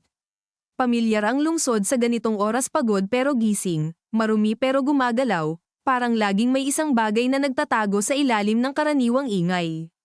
Napatingin si Marco sa bintana. Sa refleksyon ng salamin, nakita niya ang sariling mukha, pero sa likod niyon ay biglang sumingit ang mukha ng ama niya, hindi sa malinaw na alaala kundi sa pakiramdam. Yung paraan nitong tumahimik kapag gusto ka nitong mapahiya nang hindi ka sinisigawan. Yung pag-angat ng kilay na sapat para ipaalam na may mali ka nang nagawa kahit hindi pa ito nagsasalita. Habang lumalaki siya, Natutunan niyang ang kapangyarihan sa bahay nila ay hindi laging sumisigaw. Minsan, nakaupo lang ito sa dulo ng hapag, tahimik, at kaya nang baguhin ang timpla ng buong kwarto. Ilang taon ka noong pinapirma ka ng tatay mo? Biglang tanong ni Ramos, hindi siya tinitingnan, nakapako ang mata sa kalsada. 22, sagot ni Marco. Fresh grad. Oo, binasa mo ba? Sumagi ang hiya sa mukha ni Marco bago pa siya sumagot. Hindi ng buo. Bakit? Napatawa siya ng maikli, mapait. Kasi gusto kong mapuri siya sa akin. Kahit minsan. Hindi humimik si Ramos. Hindi rin siya nagbigay ng moral lecture. Sa halip, binagalan niya ang sasakyan sa stoplight sa May Ortigas at saka nagsalita sa tono ng taong hindi na bago sa ganitong klase ng sugat. Maraming anak ang napapasama dahil gusto lang nila mapansin ng magulang. Ang problema, kapag lumabas na ang dumi, hindi na pwedeng gawing paliwanag ang pagiging anak. Tumango si Marco, at sa simpleng pahayag na iyon ay may bigat ng katotohanang hindi niya matatakasan. Ilang minuto pa, lumiko sila papasok sa tahimik at maayos na bahagi ng Makati. Iba ang hangin dito, hindi literal, pero sa pakiramdam. Mas maluwag ang kalsada, mas disiplinado ang ilaw, mas tahimik ang mga gusali, at ang mga condominium tower ay nakatayo na parang hindi nababasa ng parehong ulan na bumabagsak sa mga eskinita ng lungsod. Sa isang banda, ito ang mundong pinalaki siyang paniwalaan na ligtas, civilized, maayos. Sa kabilang banda, dito rin madalas itininatago ng mayayaman ang pinakamaruming sikreto nila sa likod ng lobby na mabango, sa likod ng guard na nakaayos ang uniforme, sa likod ng guest logbook na maingat ang sulat. Huminto sila sa harap ng lumang kondominium na kulay beige ang facade at may bakas ng edad sa gilid ng mga bintana. Hindi ito bagong tower na kumikislap. Luma ito, tahimik, at kung hindi mo alam ang hinahanap mo, mapagkakamalan mo lang na ordinaryong building ng matatandang may pera. Sa lobby, malamig ang aircon at amoy furniture polish. May gwardyang nakatingin agad sa kanila, tapos kay Marco, at kitang-kitang nakilala siya matapos ang ilang segundong pag-alangan. Sir Marco, sabi nito, tumayo agad. Matagal po kayong hindi napapadaan. Napakapit si Marco sa strap ng bag niyang walang laman. Kailangan naming umakyat sa Unit 14C, sabi ni Ramos, ipinapakita ang id. Nag-iba ang timpla ng mukha ng guard, pero tumango rin. Sir, may pumasok na po roon kanina. Lumingon agad si Ramos. Anong oras? Mga 40 minutes ago po siguro. Lalaking nakakap. Hindi ko po napigilan kasi may duplicate key yata. Nung una akala ko kamag-anak din. Naramdaman ni Marco ang mabilis na tibok ng dugo sa sentido niya. Tinawagan mo ba ang admin? Opo, pero wala pang sumasagot sa maintenance. Hindi na nagsalita si Ramos. Mabilis siyang lumakad papunta sa elevator, sinusundan siya ni na Marco at Cruz. Habang paakyat, humihigpit ang hangin sa dibdib ni Marco. Ayaw niyang pangalanan ng kaba, pero malinaw na ang iniisip niya, si Daniel. Kung nauuna ito sa unit, hindi lang dokumento ang posibleng mawala. Baka may mas malala pa. Bumukas ang elevator sa ika-14 na palapag. Tahimik ang hallway, may makapal na carpet na sumisipsip sa tunog ng yabag, may dim wall lights, at may amoy ng lumang air freshener na halo sa bahagyang alikabok. Sa dulo ang Unit 14C. Bahagyang nakaawang ang pinto, hindi tuluyang bukas. Sapat lang para ay pakitang may nauna na. Inangat ni Ramos ang isang kamay, senadoryas na huminto sila. Kinuha niya ang baril sa holster ng walang drama, sanay ang kilos. Si Cruz ay sumunod. Napatigil si Marco, ramdam ang malamig na pawis sa batok. Masyadong tahimik, wala man lang ugong ng TV, wala ring tunog ng aircon mula sa loob. Stay behind US, bulong ni Ramos. Dahan-dahan niyang itinulak ang pinto gamit ang kamay na may hawak ng flashlight. Umungol ang bisagra. Pumasok sila. Madilim sa loob maliban sa ilaw mula sa hallway. Nang buksan ni Cruz ang switch, sumiklab ang malamig na liwanag sa isang sala na tila hindi ginalaw ng panahon. Mabibigat na kurtina, lumang leather sofa, isang malaking painting ng bangkang delambat na mukhang mamahalin pero walang kaluluwa. Glass center table na may manipis na alikabok, isang cabinet ng liquor na kalahati ang laman. Ang amoy ay pinaghalong lumang kahoy, saradong kwarto, at bahagyang amagamoy ng lugar na ginagamit lang kapag may kailangang itago o iwasan, hindi kapag may gustong tirhan. Ang unang tumama sa mata ni Marco ay ang bahagyang nakabukas na pinto papunta sa maliit na study area. Nakasindi ang ilaw doon. Nilapitan nila. Nandoon ang steel filing cabinet, bukas ang dalawang drawer, nakakalat ang mga papel sa sahig na parang may naghalukay ng desperado pero may direksyon. May isang upuang nakatamba, at sa tabi ng mesa, nakasandal sa dingding, hawak ang kaliwang tagiliran, ay si Daniel. Mapatla ang mukha, humihingal, at may bahid ng dugo ang t-shirt sa ilalim ng jacket. Sa isang iglap, sabay itinutok ni Ramos at Cruz ang baril. Huwag kang gagalaw, sigaw ni Ramos. Hindi man lang nagulat si Daniel. Marahan lang siyang napangiti, pagod at mapait, saka dahan-daang itinaas ang bakanteng kamay. Late ka na naman, Marco, sabi niya, at kahit hinihingal ay malinaw ang bawat salita. Style mo na yan simula pa noon. Napakurap si Marco. Hindi dahil sa insulto kundi dahil sa anyo nito hindi ito hitsura ng lalaking kontrolado ang sitwasyon. Mukha itong hinahabol na ng sariling katawan. Nasaan ang folder? Putol ni Ramos. Hindi sumagot si Daniel agad. Sa halip, tumingin ito kay Marco ng diretso, para bang silang dalawa lang ang nasa silid. Bago ang folder, sabi niya, sabihin mo muna sa akin kung inamin mo na sa asawa mo kung ano ka talaga. Nanikip ang panga ni Marco. Hindi ito ang oras para dyan. Kailan ba nagkaroon ng tamang oras sa'yo? Saglit na napapikit si Daniel, humawak ng mas mariin sa tagiliran niya, at noon lang napansin ni Marco na hindi simpleng gasgas ang sugat nito. Malalim ang tulo ng dugo, kahit pinipisil. Anong nangyari sa'yo? Tanong niya, kusang lumabas kahit hindi niya planong magpakita ng malasakit. Tinamaan ka ba? Hindi ako bobo para barilin ang sarili ko, sagot ni Daniel, napangiwi. May nauna sa akin dito. Nagtinginan sina Ramos at Cruz. Mabilis na nilaibat ng mga mata ni Ramos ang silid. May bukas na bintana sa gilid, at sa sill ay may bakas ng basang sapatos. Sino? Tanong ni Ramos. Hindi ko nakita ng maayos, sabi ni Daniel, hirap huminga. Pagdating ko, may naghalongkat na. Nagkagulo. May hawak siyang folder, asol. Inagaw ko. Nasaksak ako. Nabitawan niya. Tumakbo siya sa fire exit. Bakit hindi mo hinabol? Tingnan mo nga ako. Sa kabila ng sitwasyon, may mapaklang katatawanan sa tono niya. Lumapit si Cruz, maingat, at sinipa palayo ang isang letter opener na nakahandusay sa sahig malapit sa paa ni Daniel. Hindi iyon ang pinangaksak sa kanya. Masyadong malinis. Ngunit sa likod ng filing cabinet, may nakalapat na asol na folder, basa ang gilid ng kaunting dugo. Tumigas ang dibdib ni Marco pagkakita roon. Sir, sabi ni Cruz. Lumapit si Ramos, dinampot iyon gamit ang panyo mula sa bulsa, saka binuklat ng mabilis. Makapal ang laman, lumang photocopies, notarized papers, bank transfer records, handwritten notes, isang maliit na brown envelope, at sa huling bahagi ay may isang set ng papeles na may pirma nga ni Marco.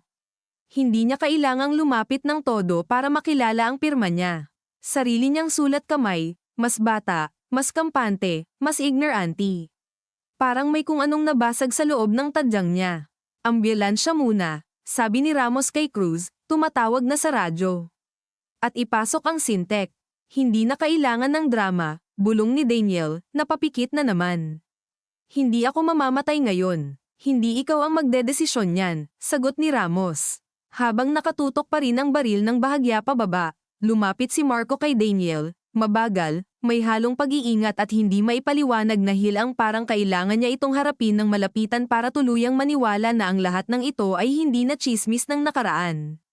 Paglapit niya, mas malinaw ang anyo ni Daniel, may puting buhok na sa gilid ng sentido, may malalim na guhit sa noo, at ang mga mata nito, kahit puno ng galit, ay hindi na bata. Biglang pumasok sa isip ni Marco ang batang si Dandan na minsang sumabay sa kanya sa pag-uwi galing school service dahil umuulan at nakisuyo ang driver na isakay muna ito sa backseat.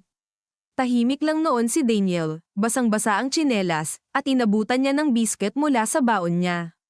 Tinanggap nito pero hindi ngumiti. Isang maliit na alaala na matagal nang walang saysay, pero ngayong bumalik, mas masakit dahil ipinapaalala nitong hindi naman talaga sila estranghero noong simula. May pagkakataon sanang hindi humantong dito. Bakit si Liza? Tanong ni Marco, mababa ang boses. Kung galit ka sa amin, bakit siya? Tumingin si Daniel sa kanya ng ubod ng pagod. Hindi ko siya gustong patayin. Pero sinundan mo siya. Oo. Tinakot mo siya. Oo. At nasaksak siya. Hindi ako ang sumaksak. Tumigil si Marco. Sa loob niya, gusto niyang sabihing sinungaling, pero may kung anong pigil sa mukha ni Daniel na hindi mukhang simpleng depensa. Naniniwala ako na gusto mo akong kamuhian, sabi ni Daniel, at may karapatan ka. Mas madali para sa'yo yan. Mas simple. Ako ang halimaw, ikaw ang hindi nakakaalam. Pero hindi ganyan kasimple ang ginawa ng tatay mo. At hindi rin ganyan kasimple ang ginawa mo nang piliin mong huwag magtanong. Bawat salita ay tama ang bagsak dahil hindi ito dramatikong paninisi. Mas masakit parang diagnosis. Tahimik ang ilang segundo. Sa labas ng unit, may nagmamadaling yabag na ng paparating na emergency responders. Umuugong ang radyo ni Cruz. Sa study area, kumikislap ang ilaw mula sa sasakyan sa ibaba, sumasalamin sa salamin ng bintana. Sinundan ko siya, pagpapatuloy ni Daniel. Hirap na hirap pero pinipilit, kasi gusto kong makita kung ibibigay niya ba talaga sa pulis o sayo. Gusto kong siguraduhin na hindi na naman ako uuwi ng wala. Sa tapat ng barangay hall, may isa pang lalaking lumapit. Naka-helmet. Akala ko tao mo. Nag-away sila. Nang himasok ako. Nagkagulo. Bumunot ng kutsilyo yung lalaki. Tinulak ko si Liza. Siya ang tinamaan. Namilog ang mata ni Marco. Sino yung lalaki? Hindi ko nakita ang mukha. At tumakas ka. Napangiti si Daniel ng mapait. Tumakas ako kasi walang maniniwala sa akin. Hindi nakasagot si Marco. Dahil iyon ang pinakamasakit na bahagi, may sapat na dahilan si Daniel para paniwala ang walang maniniwala sa kanya. Sa likod ng lahat ng ginawa nito, ng galit nito, ng pagsunod nito kay Liza, may isang ugat ng katotohanang hindi kayang burahin, nasanay ang mundo na ang bersyon ng pamilya de la Cruz ang mas madaling tanggapin. Lumapit si Ramos, hawak ang isang papel mula sa folder. Marco, iniabot niya ito. Lumamig ang kamay ni Marco habang tinatanggap ang dokumento. Isang affidavit, pirmado ng ina ni Daniel.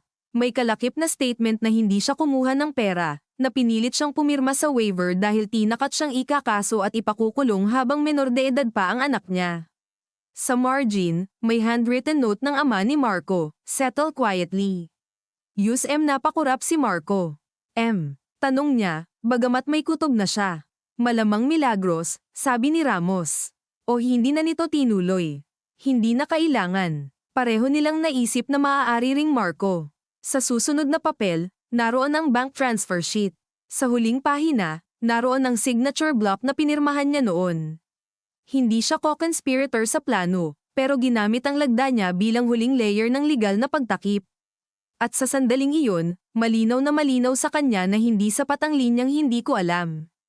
Totoo man iyon noon, pinili niyang manatiling hindi alam ng matagal. Pinili niyang huwag balik-balikan. Pinili niyang manahimik sa ilalim ng ginhawang dala ng apelyido. Pumasok ang mga medic at nilapatan ng pressure dressing si Daniel. Napangiwi ito pero hindi sumigaw. Habang inaasikaso, hindi pa rin inaalis ni Daniel ang tingin kay Marco. May isang tanong ako, sabi nito. Nasaan ang asawa mo? Ospital. Buhay. Oo. Pumikit si Daniel, at sa unang pagkakataon, ang galit sa mukha niya ay parang umurong ng kaunti at napalitan ng matinding pagod. Mabuti. Kung hindi ikaw, sabi ni Marco, sino ang lalaking naka-helmet? Bumukas muli ang mata ni Daniel. Baka tao ng abogado ng tatay mo. Baka fixer. Baka kung sino mang ayaw mabuksan ang dumi. Hindi ko alam. Pero may isa akong alam, hindi matatapos na sa folder lang. Kapag inilabas mo yan, may mga taong gagalaw. May choice ba ako? Mahinang tanong ni Marco, higit sa sarili kaysa kay Daniel. Hindi agad sumagot si Daniel. Tinulungan siyang ihiga sa stretcher, sumirit ang isang mahinang daing mula sa pagitan ng mga ngipin niya, saka siya tumingin sa kisame at nagsalita na parang nauubusan na ng lakas para sa kahit anong pagkukunwari. Meron. Lagi namang meron. Ang tanong lang, anong handa mong mawala? Habang inilalabas si Daniel sa unit, nanatili si Marco sa study area, hawak ang affidavit at nakatitig sa pirma ng ama niyang patay na pero buhay na buhay pa rin ang epekto sa lahat ng silid na kinaroroonan niya. Sa likod niya, naririnig niya si Ramos na nagbibigay ng instructions sa crime scene team.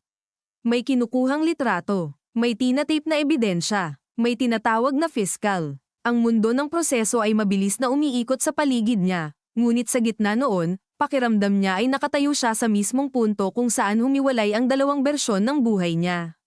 Sa isa, maaari niyang sabihin na hindi niya alam, makipag-coordinate sa abogado, limitahan ang statement, iligtas ang natitirang negosyo, bawasan ang pinsala. Sa isa, maaari niyang ilabas ang lahat, isama ang sarili sa pagbagsak, at tanggapin na hindi iyon katapusan lang ng pangalan ng ama niya kundi ng lahat ng natitirang ilusyon tungkol sa sarili niyang disenteng katahimikan. Dahan-dahan niyang ibinaba ang papel, saka tumingin sa bukas na drawer ng filing cabinet. Sa loob, may isang lumang picture frame na natabunan ng mga dokumento. Kinuha niya iyon. Isang litrato nila noon siya, ang ama niya, at ang ina niyang matagal nang namatay. Nasa beach sila sa Batangas. Nakangiti siya roon, 10 taong gulang, mahigpit ang yakap sa kanya ng ina niya, habang ang ama niya ay nakatayo sa likod, isang kamay sa balikat niya, maayos ang polo, tipid ang ngiti. Sa unang tingin, larawan ito ng maayos na pamilya. Ngunit habang tinititigan niya, bigla niyang naalala na kinabukasan ng araw nakuha ang litrato, hindi sila halos nagpansinan ng ama niya dahil may kausap itong abogado sa telepono at nagkulong sa kwarto ng magdamag. Ganoon yata ang buong buhay niya, mga larawang maayos, mga kwartong sarado. Sa hallway, narinig niya si Ramos. Marco, kailangan na nating bumalik. Isasama natin to sa ospital para mapirmahan ang chain of custody, tapos sa presinto. Hindi agad siya kumilos. Marahan niyang ipinatong muli ang larawan sa mesa, hindi ibinalik sa drawer.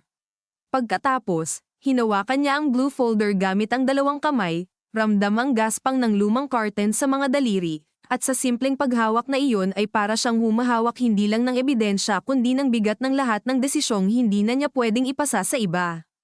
Paglabas nila sa unit, mas malamig ang hallway kaysa kanina. O baka siya lang ang mas ramdam na ang ginaw. Habang bumababa ang elevator, naisip niya si Liza, sedated, map-atla, pero gising sapat para may bulong ang drawer at blue folder.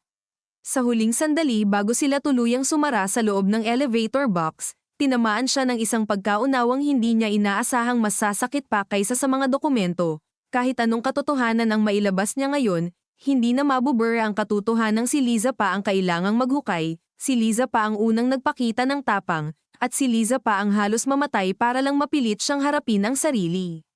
Sa biyahe pabalik sa ospital, hindi na nagsalita si Marco kahit minsan. Nakaupo siya sa likod ng sasakyan na parang biglang lumiit ang espasyo sa paligid niya, hawak ang tuhod gamit ang dalawang kamay, at sa bawat lubak sa kalsada ay parang may kasabay na pag-alog sa loob ng dibdib niya.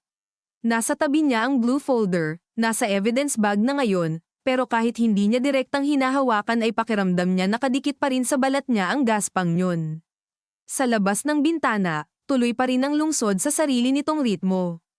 May mga call center employee na nagmamadaling tumawid sa Makati Avenue, may lalaking humihingi ng barya sa stoplight, may magkasintahang nakasilong sa ilalim ng iisang payong, at may taxi driver na nakayukong nakatingin sa cellphone habang naghihintay ng bukang. Napakasimple ng mga eksenang iyon, napaka-normal, at marahil iyon ang pinakamasakit. Napakalawak ng mundong nagpapatuloy kahit may isang pamilya ng gumuho, kahit may isang babaeng halos mamatay, kahit may isang anak na ngayong gabi lang talaga umamin sa sarili niyang buong buhay siyang nakinabang sa katahimikang itinayo ng ama niya sa kasinungalingan. Minsan, iniisip ni Marco na ang pag-amin ay isang biglang kilos, parang pagbukas ng ilaw sa madilim na kwarto. Ngayong gabi, mas naiintindihan niyang hindi pala ganoon. Ang pag-amin ay mas kahawig ng paghila sa pader gamit ang bare hands. Mabagal, masakit, at habang binabaklas mo ang itinayo mo ring depensa, unti-unti mong nakikita kung gaano karaming tao ang nadaganan ng bigat nito habang tahimik kang namuhay sa ilalim. Kapag ibinigay natin sabi ni Ramos habang nakatingin pa rin sa kalsada, hindi na lang ito attempted homicide. Posibleng fraud, coercion, falsification, obstruction. At depende sa laman ng annexes, baka may iba pa. Hindi agad sumagot si Marco. Pinagmasdan lang niya ang refleksyon ng ilaw sa windshield, mga pahabang guhit na nagsasalubong at naglalaho. Alam ko, sabi niya sa wakas. Hindi, sagot ni Ramos, mahina pero diretso. Ang alam mo, may mangyayari. Ang hindi mo pa siguro tanggap, ikaw mismo ang isa sa mangyayari. Walang halong pang-aasar ang tono nito. Mas mabigat pa nga dahil tila iyon ay simpleng paglalatag lang ng katotohanan. Napayuko si Marco. Sa loob-loob niya, gusto niyang tumutol, gusto niyang sabihin na hindi niya hiniling ang mga dokumentong pinapirma sa kanya, na bata pa siya, na hindi niya alam. Pero habang iniipon niya ang mga katwirang iyon, paunti-unti rin niya mismong dinidesmantle ang mga ito. Totoo, hindi niya alam ang buong scheme noon. Totoo, hindi niya alam na may puwersahang waiver. Totoo, hindi niya alam na inosente si Milagros Soriano. Pero totoo rin na matapos mamatay ang ama niya at maging legal na sa kanya ang ilang record, pinili niyang huwag suriin ang mga lumang transaksyon dahil ayaw niyang may masamang lumabas. Pinili niyang maniwala sa bersyong mas komportable. Pinili niyang maging tahimik, at sa mga pamilyang sanay sa hiya at hitsura, ang katahimikan ng may kapangyarihan ay hindi neutral. Posisyon iyon. Pagdating nila sa ospital, mas madilim na ang langit pero mas maliwanag ang lobby dahil lumakas ang ulan. Maririnig ang patak sa glass facade, tuloy-tuloy, at sa bawat pagbukas ng pinto ay may sumasamang malamig na hanging may halong amoy ng basang kalsada. Bumaba si Marco mula sa sasakyan na parang mas mabigat ang mga binti kaysa kanina. Kasunod niya si Ramos na may hawak pa rin sa evidence bag, at si Cruz na abala sa pagtawag sa desk officer. Sa elevator paakyat sa ICU floor, napansin ni Marco ang sarili niyang mga kamay. May kaunting mantsa pa ng tuyo ng dugo sa pagitan ng mga kuko at balat.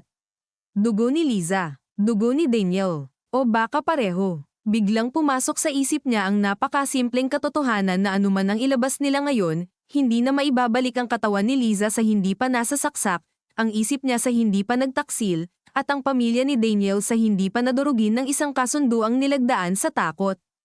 Pagbukas ng elevator, sinalubong siya agad ni Bea. Nakalugay na ang buhok nito, medyo gusot na ang scrubs, at mas halata na ang pagkapagod sa ilalim ng mga mata. Ngunit matibay pa rin ang tindig nito, parang may manipis na bakal sa gulugod. Nagising si ate sandali, sabi nito nang walang bati. Naghanap siya ng tubig. Hindi pa pwede. Hinanap ka rin niya, tapos hindi na naman kinaya. Humigpit ang lalamunan ni Marco. Pwede ko ba siyang makita? Mamaya. Napatingin si Bea sa evidence bag sa kamay ni Ramos. Nakuha niyo. Tumango si Ramos. May sapat na basehan para magbukas ng mas malalim na kaso. Pero gusto kong makausap ang kapatid mo ulit kapag kayanan niya. Mahalaga ang statement niya sa nangyari sa tapat ng barangay hall.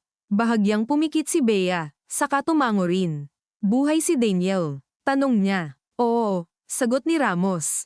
May sugat pero stable. Walang tuwirang reaksyon si Bea. Pero napansin ni Marco ang bahagyang pagtigas ng panga nito. Bilang nurse, sanay itong marinig ang salitang stable. Bilang kapatid, baka may bahagi itong gustong magtanong kung bakit ang taong iyon ay may pagkakataon pang magsalita samantalang si Liza ay halos hindi makadilat. May kailangan akong sabihin sa inyo, sabi ni Marco, at sa tono pa lang niya ay napatingin na agad si Bea ng mas matalim. Hindi tungkol lang sa folder. Walang nagsalita. Sa dulo ng hallway, may lalaking natutulog sa 3 dikit-dikit na upuan, may batang may face mask na nakasandal sa nanay niya, at may ilaw mula sa nurse's station na nagkukulay asul-puti sa sahig. Sa gitna ng ordinaryong pagod ng ospital, naramdaman ni Marco na ito ang sandaling hindi na siya pwedeng pumili ng kalahating katotohanan. May relasyon kami ni Adrian, sabi niya, diretso, mababa ang boses, pero malinaw. Hindi gumalaw si Bea sa unang 2 segundo. Pagkatapos, parang may marahang sumabog sa mukha niya ang pag-unawa. Hindi na ito purong hinala. Hindi na chismis. Hindi na gulo lang ng mag-asawa. Gaano katagal? Tanong nito. Months. Tumawa si Bea ng maikli, pero hindi sa katuwaan. Yung tawang lumalabas kapag sobrang napuno na at wala nang malusutan ng galit. At habang ganyan, tumutulong si ate mo sayo. Naghahanap ng katotohanan tungkol sa pamilya mo. Habang ikaw napapikit siya. Alam ko. Huwag mong sabihing alam mo. Putol nito, ngayon mas malakas na ang boses. May 2 tao sa waiting area ang napalingon. Hindi mo alam. Kung alam mo, sana hindi mo hinintay na dito pa sabihin sa hallway ng Aiko. Lumapit si Tita Nena mula sa may upuan, hawak pa rin ang rosaryo.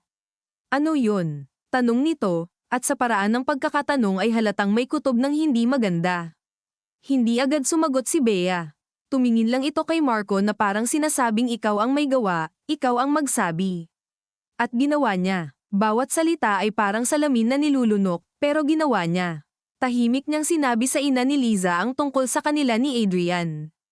Hindi lahat ng detalye. Hindi kailangan ng lahat. Sapat lang ang totoo. Nakitang literal na umurong ang balikat ni Tita Nena, na para bang may isang bigat na matagal na niyang pinapangambahan ang tuluyan nang bumagsak sa harap niya.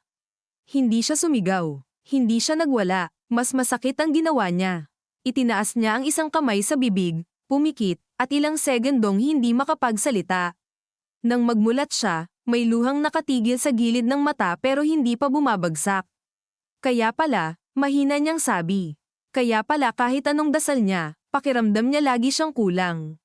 Walang maisagot si Marco. Dahil sa linyang iyon, biglang nagsulputan sa isip niya ang maliliit na sandaling Daisy tinatabunan lang niya ng pagod at depensa. Si Liza na nagtatanong kung okay lang ba siya kahit siya ang dapat nagtatanong. Si Liza na nag-aayos ng agenda niya sa bahay dahil nakakalimot siya. Si Liza na bumibili ng favorite niyang pagkain kahit sila ang may away. Si Liza na dahan-daang lumiit ang boses sa loob ng sarili nilang bahay dahil may pakiramdam na siyang hindi masabi kung anong eksaktong kulang, pero alam niyang may nawawala. Minsan, ang pagtataksil ay hindi lang sa mismong kilos. Nasa paraan din iyon ng pagpaparamdam sa isang tao na unti-unti siyang nawawala ng lupa habang ikaw alam mong ikaw mismo ang naguhukay sa ilalim niya. May isa pa, sabi ni Ramos, pinutol ang mabigat na katahimikan. May dahilan para paniwalaan naming may kinalaman ang namayapang ama ni Marco sa pag-frame sa nanay ni Daniel. At posibleng ginagamit ang pirma ni Marco noon sa mga dokumento. Umangat ang tingin ni Tita Nena kay Marco na parang may panibagong sugat na nadagdag. Totoo yan. Huminga siya ng malalim. May pinirmahan ako noon. Hindi ko alam ang buong laman. Pero oo, pirma ko. Panginoon, bulong ni Tita Nena, at napaupo na lang ulit sa upuan. Hindi na niya alam kung anong mas masakit sa kanya bilang biyena na niloko ang anak niya, o na ang pamilyang pinasukan ng anak niya ay mas marumi pa pala kaysa sa inakala nila. Sa puntong iyon, lumabas ang doktor mula sa Aiko at lumapit sa kanila. Gising siya ulit. Pero mahina pa. Isa lang muna ang pwedeng pumasok at huwag mahaba ang usapan. Hindi nagdalawang isip si Tita Nena na tumingin kay Marco, pagkatapos kay Bea. Ikaw muna, sabi niya kay Marco, at nagulat siya sa sinabi nito. Hindi dahil gusto kitang patawarin, kundi dahil mas mabuti nang sa harap niya mo sabihin ang kaya mong sabihin habang may lakas pa siyang makinig. Wala nang silbi ang totoo kung lagi niyo lang ipagpapaliban. Hindi siya nakasagot agad. Tumango lang siya. Nang pumasok siya sa Aiko room, mas hamina ang tunog ng mundo sa labas. Nandoon ang steady beep ng monitor, ang mahinang ugong ng oxygen, ang malamig na hanging may amoy na sterile at walang emosyon. Ngunit sa kama, nakahiga si Liza, at kahit mapatla pa rin at may mga tubo, may ibang bagay na nagbago. Gising na talaga siya ngayon.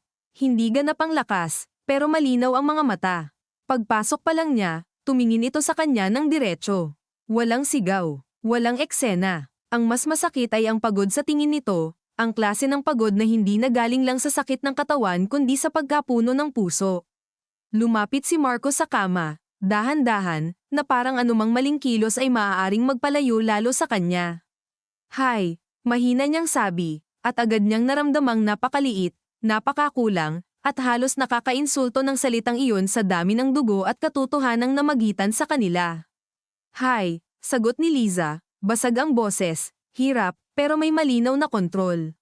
Sinubukan nitong igalaw ang kamay at agad niyang ainalalayan. Mainit pa rin, mahina, pero buhay. Umupo siya sa maliit na stool sa tabi ng kama. Hindi niya agad mahanap ang tamang simulang pangungusap. Sa isip niya, nag-uunahan ang lahat ng dapat sabihin ng sorry. Ang paliwanag, ang pagtatapat, ang blue folder, ang ama niya, si Daniel, si Adrian. Ngunit naunawaan niyang walang tamang ayos para sa ganitong gabi. Ang totoo, anuman ang unahin niya, may masasaktan. Nakita namin, sabi niya sa wakas, dahan-dahan, ang folder. Bahagyang pumikit si Liza, parang inaayos ang lakas bago sumagot. Alam ko, may documents doon, tungkol sa tatay ko. Tungkol sa nanay ni Daniel. At sa'yo, mahinang sabi ni Liza, tumitig sa kanya. May pirma mo. Humigpit ang hawak niya sa sariling hita. Oo, ilang segundo silang nagkatitigan. Walang lalim ng musika, walang dramatic na galaw. Tanging 2 taong parehong puyat, parehong sugatan sa magkaibang paraan, at parehong hindi na makakatakbo sa katotohanan. Bakit hindi mo tiningnan noon? Tanong ni Liza. Hindi iyon paratang na may taas ng boses. Mas mabigat dahil malinaw na tanong iyon ng taong gusto talagang maintindihan kung paano siya nasaktan ng ganito ng lalaking pinili niyang pakasalan.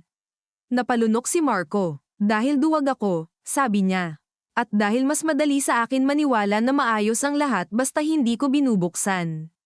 Pumikit si Liza, at may luhang unti-unting lumabas sa gilid ng mata nito, dumulas pababa sa gilid ng ilong. Hindi niya agad pinunasan. Parang wala siyang karapatang humawak sa luhang siya mismo ang dahilan. At si Adrian, tanong nito pagkaraan. Hindi siya makaiwas. Totoo, mahal mo. Napatingin siya sa sahig. Sa isang iglap, lahat ng komplikasyon ng sarili niyang pagkalito ay tila napakaliit kumpara sa bigat ng simpleng tanong na iyon. Minsan, ang pinakamahirap ay hindi ang pagpili sa pagitan ng 2 tao. Ang pinakamahirap ay ang umamin na sa lahat ng panahong sinaktan mo ang isa, hindi ka man lang naging sapat na tapat para pangalanan ang kaguluhan sa sarili mo nang hindi dumadaan sa katawan ng ibang tao. May naramdaman ako, sabi niya, bawat salita ay mabagal, maingat. Pero ginamit ko yun para itago ang mas malalim na problema ko sa sarili ko. Hindi ko siya dapat dinamay. At lalong hindi kita dapat dinamay. Tumulo ang isa pang luha ni Liza. Ang daya mo, bulong nito. Kasi habang iniisip ko kung ano bang kulang sa akin, ikaw pala mismo hindi mo alam kung sino ka kapag walang nakatingin. Tinamaan siya ng eksakto ang mga salita. Hindi niya ipinagtanggol ang sarili. Hindi niya pwedeng sabihing hindi siya masamang tao at asahan na gagan iyon. Hindi niya pwedeng sabihing naguguluhan lang siya at gawing blanket term ang pagkalito para sa pinsalang ginawa niya. Sorry, sabi niya, at sa unang pagkakataon mula nang magsimula ang gabing ito, ang salitang iyon ay hindi niya ginamit bilang panakip kundi bilang pag-amin ng kawalan. Hindi para magmukhang okay na. Hindi para patawarin mo ako agad. Sorry dahil ginawa kitang magduda sa sarili mo. Sorry dahil ikaw pa ang naghanap ng totoo para sa pamilyang dapat ako ang humarap. Sorry dahil ikaw pa ang nasaksak sa gulong hindi mo naman pinasimulan. Tumahimik si Liza. Napakabagal ng paghinga nito, at bawat hinga ay halatang may effort pa rin. Dahan-dahan nitong pinisil ng kaunti ang kamay niya, hindi bilang lamang kundi para siguraduhing nakikinig siya ng buo. Makinig ka sa akin, sabi nito, halos pabulong. Pag lumabas yang folder, babagsak ka rin. Alam ko, at kung hindi mo ilalabas, may mga taong mananahimik na naman para protektahan ka. Alam ko rin, kaya huwag mong gagawin to para sa akin lang. Tumingin siya rito ng diretso. Anong ibig mong sabihin? Huwag mong aaminin dahil gusto mong iligtas ang konsensya mo. Huwag mong ilalabas dahil gusto mong magmukhang mabuting tao sa dulo. Gawin mo dahil may mga taong nilamon ng katahimikan nyo. Kasama ako roon. Kasama si Daniel. Kasama yung nanay niya. At kasama ka rin, kahit ayaw mong aminin. Napatitig lang si Marco sa asawa niya. Sa katawan nitong mahina at tinusok ng mga linya at gamot, naroon pa rin ang lakas na wala siya sa mga panahong dapat siyang may gulugod. At doon niya naramdaman ang isang uri ng sakit na hindi lang hiya o takot. Mas kahawig ito ng pagluluksa. Hindi pa sa relasyong tuluyan ng tapos, kundi sa bersyon ng sarili niyang akala niya pwede pa niyang isalba ng hindi kinakalis ang buo nitong pundasyon. May kapatid ka bang alam? Tanong niya, naalala ang lalaking naka-helmet at ang posibilidad ng iba pang taong gusto ang folder. Umiling si Liza ng bahagya. May tumatawag sa akin noon. Lalaking mababa ang boses. Sinasabi lang, tantanan mo yan kung ayaw mong may mawala sa'yo. Akala ko si Daniel. Pero nung huling nakita ko siya napahinto ito, napangiwi sa sakit. Lumapit si Marco agad. Dahan-dahan. Pumikit si Liza, huminga ng mas mabagal. Nung huling nakita ko siya, ulit nito, galit siya, oo. Pero hindi siya yung boses sa telepono. Tumayo ang balahibo ni Marco. Wala nang bagong gulo ang kailangang ipasok. Sapat nang malaman na may ibang taong kasali sa pagtatakip. Hindi na mahalaga kung ilan. Ang mahalaga, may dahilan para bilisan ang desisyon.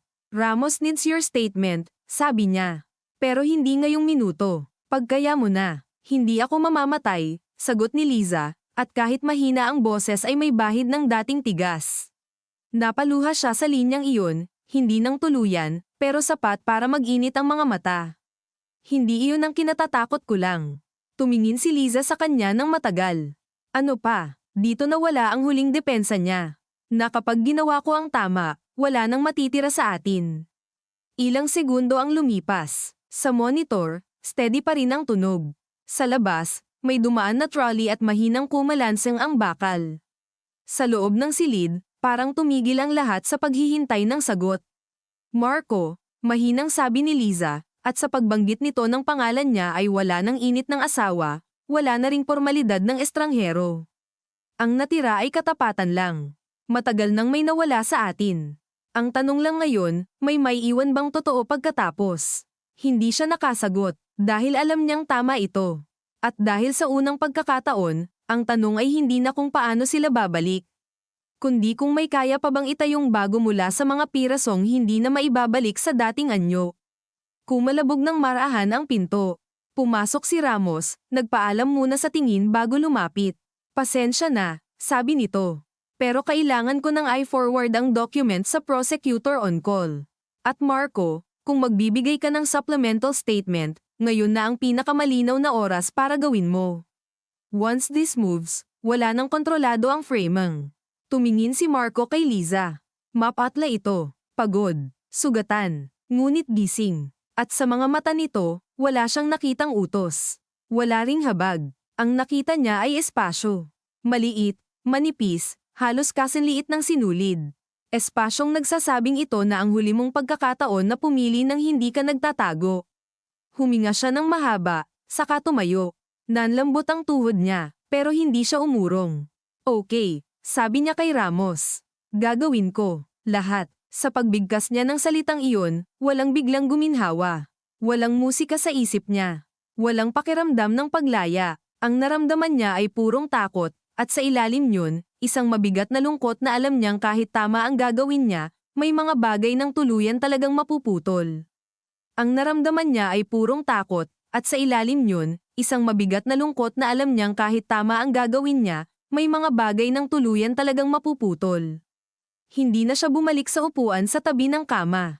Ilang sandali lang siyang nakatayo roon, nakatingin kay Liza, habang si Ramos ay tahimik na naghihintay sa may pinto at ang malamig na hangin ng Aiko ay dumadampi sa batok niya na parang paalala na wala ng oras para sa emosyon na hindi isinasalin sa desisyon. Dahan-daang binitiwan ni Liza ang kamay niya. Hindi marahas, hindi rin malambing. Isang simpleng pag-alis lang ng kapit, pero sa maliit na galaw na iyon ay may malinaw na hangganan hindi na siya pwedeng manatili sa silid na ito bilang lalaking naghahanap ng ginhawa mula sa asawa niyang siya mismo ang bumasag.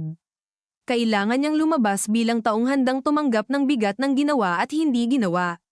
Tumango siya kay Liza, isang maliit, halos walang saysay na tango, pero iyon na lang ang kaya niyang ibigay nang hindi nadudurog sa harap nito. Paglabas niya ng Aiko room, tila mas maliwanag ang koridor kaysa kanina, at dahil doon ay mas halatang halata ang pagod sa mga taong naghihintay. Nakita niya agad si Tita Nena, nakaupo pa rin, pero ngayon ay tahimik na umiiyak habang hawak ang rosaryo. Si Bea ay nakatayo sa tabi nito, may dalang paper cup ng tubig ngunit hindi naiinom ng ina niya. Nang makita si Marco, hindi na ito nagtanong. Tumingin lang ito sa mukha niya, at marahil doon na nito nabasa na may desisyon ng nabuo. Kausapin ko si investigator, sabi niya. Tapos kailangan kong magbigay ng buong statement. Walang nagsalita. Ngunit sa paraan ng pagyuko ni Tita Nena at sa pagpisil ni Bea sa tulay ng ilong niya, alam niyang narinig nila hindi lang ang sinabi niya kundi ang kapalit nito. Sumunod siya kay Ramos sa maliit na administrative room sa dulo ng floor, isang kwartong may luma ng mesa, 2 monoblock chair, filing cabinet, at isang wall clock na sobrang lakas ng tik-tak para sa ganoon kaliit na espasyo. May amoy ng instant coffee at bond paper. Sa labas ng tinted glass panel sa pinto, dumadaan ang mga nurse at utility staff na walang alam sa bigat ng confession na magaganap sa loob. Naupo si Marco. Sa unang pagkakataon mula nang magsimula ang gabing ito, hindi niya inisip kung ano ang pinakamatalinong sabihin. Inisip niya lang kung paano maging eksakto. Ipinatong ni Ramos ang recorder sa mesa, tiningnan siya ng diretso, at nagsalita sa tono ng taong sanay magbukas ng sugat kung kinakailangan para lang hindi mabulok ang laman. Simulan mo sa pinirmahan mo. At ginawa niya. Sinabi niya ang tungkol sa hapon sa Binondo. Sa opisina ng ama niya. Sa mga papel na inabot sa kanya. Sa pagnanais niyang mapansin. Sa katangahan niyang pumirma nang hindi binabasa ng maayos. Pagkatapos, sinabi niya kung paano, ilang taon ang lumipas, may mga pagkakataong nakahawak siya sa lumang records at napansin ng hindi tagmang dates, ang mga transfer na tila paulit-ulit dumaan sa parehong shell entities, pero pinili niyang huwag mag-usisa. Hindi dahil kumbinsido siyang malinis, kundi dahil ayaw niyang masira ang natitira niyang paniniwala na ang amang kinatakutan at pilit niyang hinabol ang pag-aproba ay may kahit anong bahid ng prinsipyo. Habang nagsasalita siya, paminsan-minsan ay humihinto siya, hindi para mag-isip ng depensa kundi para lunukin ang hiya. Ang hiya na hindi na pambata. Hindi na hiya dahil nahuli.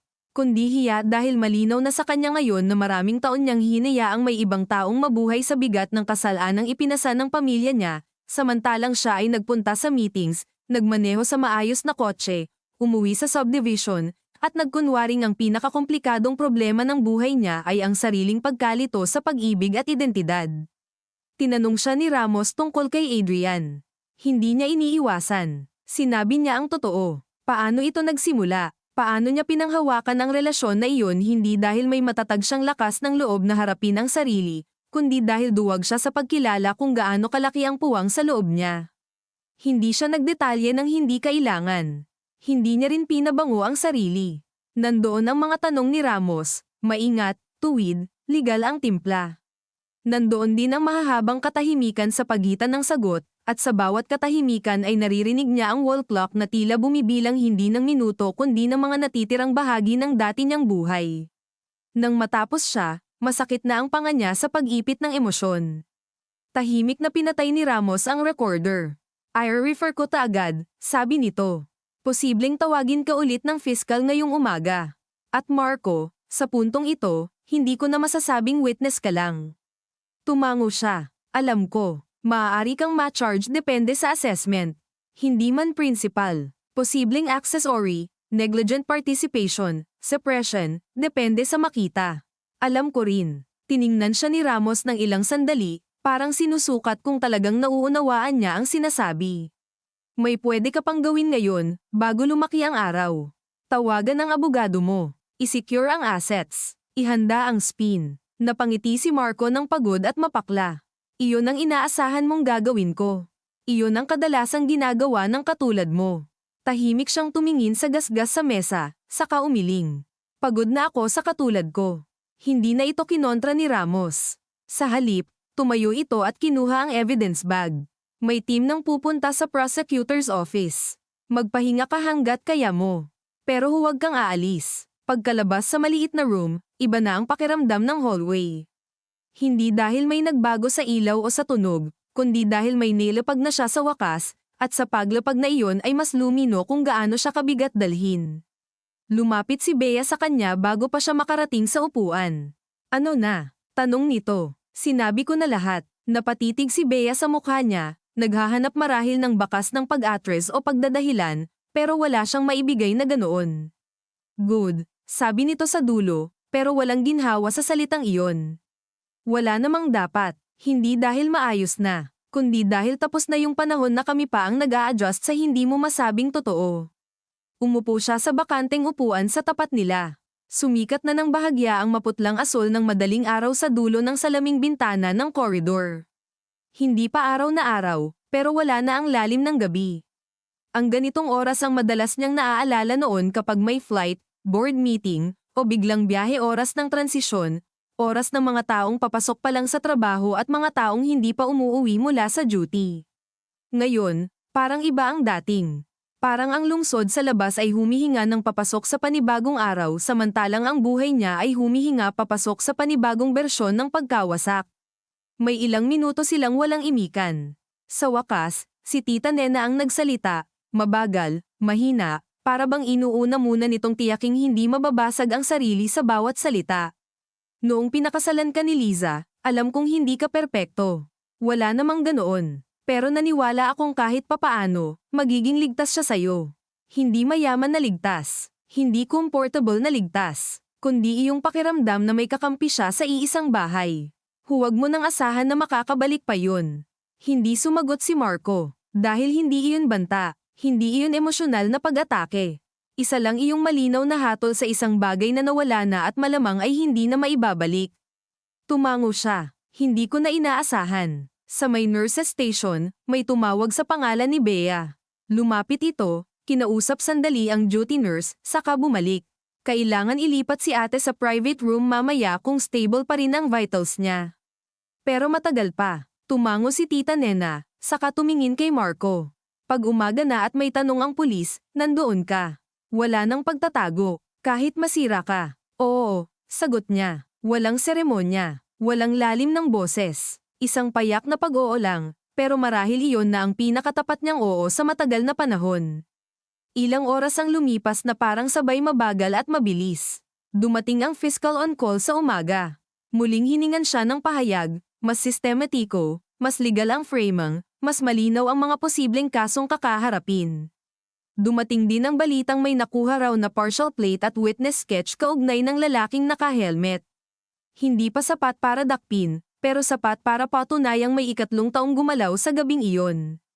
Walang dramatic na revelation. Walang biglang pag-amin. Isa lang itong dagdag na patunay na sa mundo ng mga pamilyang may pera at lumang koneksyon, ang maruming gawain ay bihirang iisa lang ang kamay. Sa pagitan ng mga interview, nakaupo si Marco sa labas ng room ni Liza at pinapanood ang pagdaan ng oras sa pamamagitan ng pag-iba ng kulay ng araw sa bintana. Yun ay maputlang abo. Pagkatapos ay bahagyang dilaw. Maya-maya, ganap ng umaga, at ang traffic sa labas ay bumigat na ulit. May pumasok na mga bisita sa ibang pasyente, may mga order ng lugaw at kape mula sa riders, at may mga tawag na sunod-sunod sa nurses station. Ang karaniwang buhay ay nagpapatuloy, at sa kaibuturan yun ay unti-unting pumapasok sa kanya ang isang kakaibang kapayakan, wala na siyang pwedeng kontrolin kundi kung magsisinungaling pa ba siya o hindi. Bago magtanghali, pinayagan siyang makita si Liza sa bagong room. Mas maliwanag doon kaysa Aiko, may bintanang kita ang isang piraso ng lungsod, may sofa bed sa gilid, at may amoy pa rin ng antiseptic pero may halo ng pagkain mula sa tray ng tanghalian sa katabing silid. Nakahiga si Liza, nakataas ng bahagya ang sandalan ng kama. Wala na ang ilang tubang, pero halata pa rin ang panghihina. May kulay na ng kaunti ang mukha niya. Ngunit ang mga mata niya ay parang mas malinaw ngayon kaysa buong gabi. Tahimik siyang lumapit. Pwede ba? Tanong niya, tumuturo sa upuan. Umupo ka, sagot nito. Naupo siya, maingat, ang dalawang kamay ay magkaipit sa pagitan ng mga tuhod para hindi makita ang bahagyang panginginig. Ilang segundo silang walang sinabi. Sa labas ng pinto, maririnig ang bahagyang yabag ng mga tao sa hallway. Sa loob, mahinang ugong ng aircon at paminsan-minsang beep ng monitor ang kasama nila. Nagbigay ka na ng statement? Tanong ni Liza. Oo, lahat. Lahat ng kaya kong ay latag ng diretso. Tungkol sa pirma, sa records, sa pagtatago, sa atin. Kay Adrian. Napatingin si Liza sa bintana. Mahaba ang katahimikan bago ito sumagot. Mabuti. Hindi ginhawa ang narinig niya sa salitang iyon. Mas kahawig iyon ng pagod na pagkilala na natuloy rin ang bagay na matagal nang dapat ginawa. May charge ba? Tanong nito. Posible, sagot niya. Hindi pa final pero malaki ang chance. Tumango si Liza. Hindi ito nagulat. Hindi rin nagpakita ng awa. At tama lang. Takot ka? Tanong nito makalipas ang ilang saglit. Napabuntong hininga siya. Oo, sa kulungan. Kasama yun. Sa kahihiyan. Hindi siya agad sumagot. Tumingin siya sa mga kamay niya, sa manipis na mga linyang parang ngayon lang niya napansing tumanda na rin pala sila. Mas marami pa roon, sabi niya.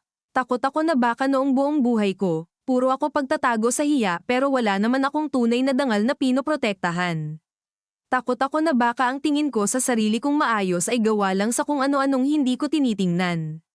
Tinitigan siya ni Liza, at sa unang pagkakataon mula nang mag-usap silang mag-asawa matapos ang pananaksak, may lamambat ng kaunti sa mukha nito. Hindi pagmamahal, hindi pagbabalik, baka simpleng pagkilala lang na sa wakas, nakarating na rin siya sa antas ng katapatan na hindi umiikot sa pagligtas sa sarili. Minsan, sabi ni Liza, mabagal, hindi mo naman kailangang malaman agad kung sino ka talaga. Pero may obligasyon kang hindi gawing collateral damage ang ibang tao habang hinahanap mo. Pumikit siya ng mariin, dahil iyon ang buod ng lahat. Hindi lang ng pagtataksil nila, kundi ng buong pattern ng buhay niya. Ang hindi niya pagharap sa sarili ay may presyo, at ibang tao ang unang sinisingil. I'm sorry, sabi niya ulit, pero ngayong beses hindi na ito hiningi para magpatawad. Isa lang iyong totoo, payak, at kulang na salita na kailangan pa ring sabihin kahit hindi sapat. Alam ko, sagot ni Liza. Pero hindi dahil alam kong nagsisisi ka, ibig sabihin kaya ko nang bumalik. Masakit, pero hindi na siya gumuho sa linyang iyon. Siguro dahil alam na niya iyon bago pa marinig. Siguro dahil may kakaibang kapayapaan sa eksaktong sugat kaysa sa malabong pag-asa. Hindi ko hihilingin, sabi niya. Hindi ngayon, baka hindi na kailanman. Huminga si Liza ng malalim, saka pumikit sandali. Nang magmulat ito, tila may kinukuha itong natitirang lakas para sa isa pang mahirap na usapan. Nakausap ko si Bea kanina. Gusto ni Mama na umuwi muna ako sa kanila pag-discharge. Tumango si Marco. Tama yun. At may ipapagawa ako sa abogado ko. Naramdaman niya agad ang susunod kahit hindi pa ito sinasabi. Ngunit pinili niyang huwag pangunahan. Magfa-file ako, diretsong sabi ni Liza. Walang panginginig, walang galit sa tono. Mas mabigat dahil malinaw. Hindi ko kayang magpanggap na pahinga lang ang kailangan natin. Hindi ito pahinga. Tumango ulit siya. Masakit ang lalamunan niya, pero hindi na niya ipinagsiksikan ang luha. Okay. Tumingin si Liza sa kanya, at sa tinging iyon ay may lungkot din, hindi lang yelo. May parte sa akin na nalulungkot para sa kung anong pwede sana. Ako rin, sagot niya. Pero hindi sapat ang pwede sana. Sa dulo ng mga salitang iyon, may kakaiba silang kapayakan. Wala nang depensa, wala nang palusot. 2 taong parehong nagluluksa hindi sa isang malinis na pag-ibig na ninakaw ng tadhana, kundi sa isang relasyong dahan-daang pinatay ng katahimikan, takot, at mga bagay na mas piniling itago kaysa kilalanin. May kumatok ng marahan si Bea at sumilip sa pinto. May tatawag sa'yo sa labas, sabi nito kay Marco. From the prosecutor's office. Tumayo siya. Saglit siyang nag-alinlangan, saka tumingin kay Liza. Babalik ako kung hindi mo kailangang magpaalam na parang normal pa, putol ni Liza, pero hindi iyon matalim. Pagod lang. Gawin mo na lang yung dapat mong gawin. Tumango siya. Bago siya tuluyang lumabas, nakita niyang humarap si Liza sa bintana, sa liwanag ng tanghali, at sa imahe nitong iyon ay wala na ang dating sigurado niyang papel bilang asawa. Naroon ang isang babaeng sugatan pero gising, pagod pero matatag, at marahil iyon ang isa sa pinakamabigat na bagay na kailangan niyang tanggapin, na ang pinakamahalagang bagay na naisalba ngayong gabi ay hindi ang kasal nila, kundi ang kakayahan nitong mabuhay nang hindi na nagtitiis sa kasinungalingan niya. Sa hallway, inabot sa kanya ni Ramos ang telepono. Line 1 Nanogram Prosecutor, sabi nito. Tinanggap niya ang tawag. Maikli ang usapan. Malinaw. Kailangan niyang mag-report sa opisina kinabukasan para sa formal na affidavit at posibleng filing. Posibleng may hold departure. Posibleng may rekomendasyon sa complaint. Pagkababa niya ng tawag, hindi na siya nagulat. Para bang sa loob ng magdamag, may parte ng katawan niyang natuto ng huminga kahit nasa gitna ng pagbagsak. Nang tumingin siya sa salamin sa dulo ng koridor, hindi niya nakita ang dati niyang anyo. Hindi rin niya nakita ang bagong bersyon na maayos na, marangal na, redeemed na. Ang nakita niya ay isang lalaking napagod na sa sariling pagtatago at ngayoy haharap sa dumi kahit alam niyang kasama siya roon. Lumapit si Ramos sa tabi niya. May statement din si Daniel. Consistent sa'yo sa malalaking punto. Hindi ka nito nilinis, pero hindi ka rin nilubog ng lampas sa totoo. Napabuntong hininga si Marco. Si Adrian. Nasa protective interview muna. Hindi pa siya cleared sa lahat, pero mukhang cooperative.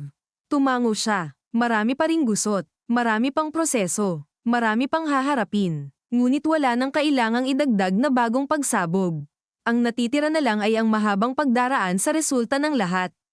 Sa hapon, habang unti-unting umuulan na naman sa labas at ang bintana ng room ni Liza ay nagsisimulang lagyan ng maliliit na patak ang salamin, umalis si Marco sa ospital nang walang seremonya.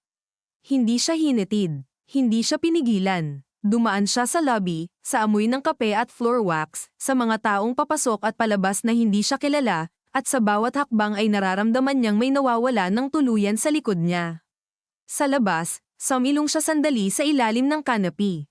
Nakatingin siya sa ulan sa driveway, sa mga kotse at ambulansyang dumarating, sa mga pasyenteng may kasamang payong at mga bantay na may dalang plastik na supot.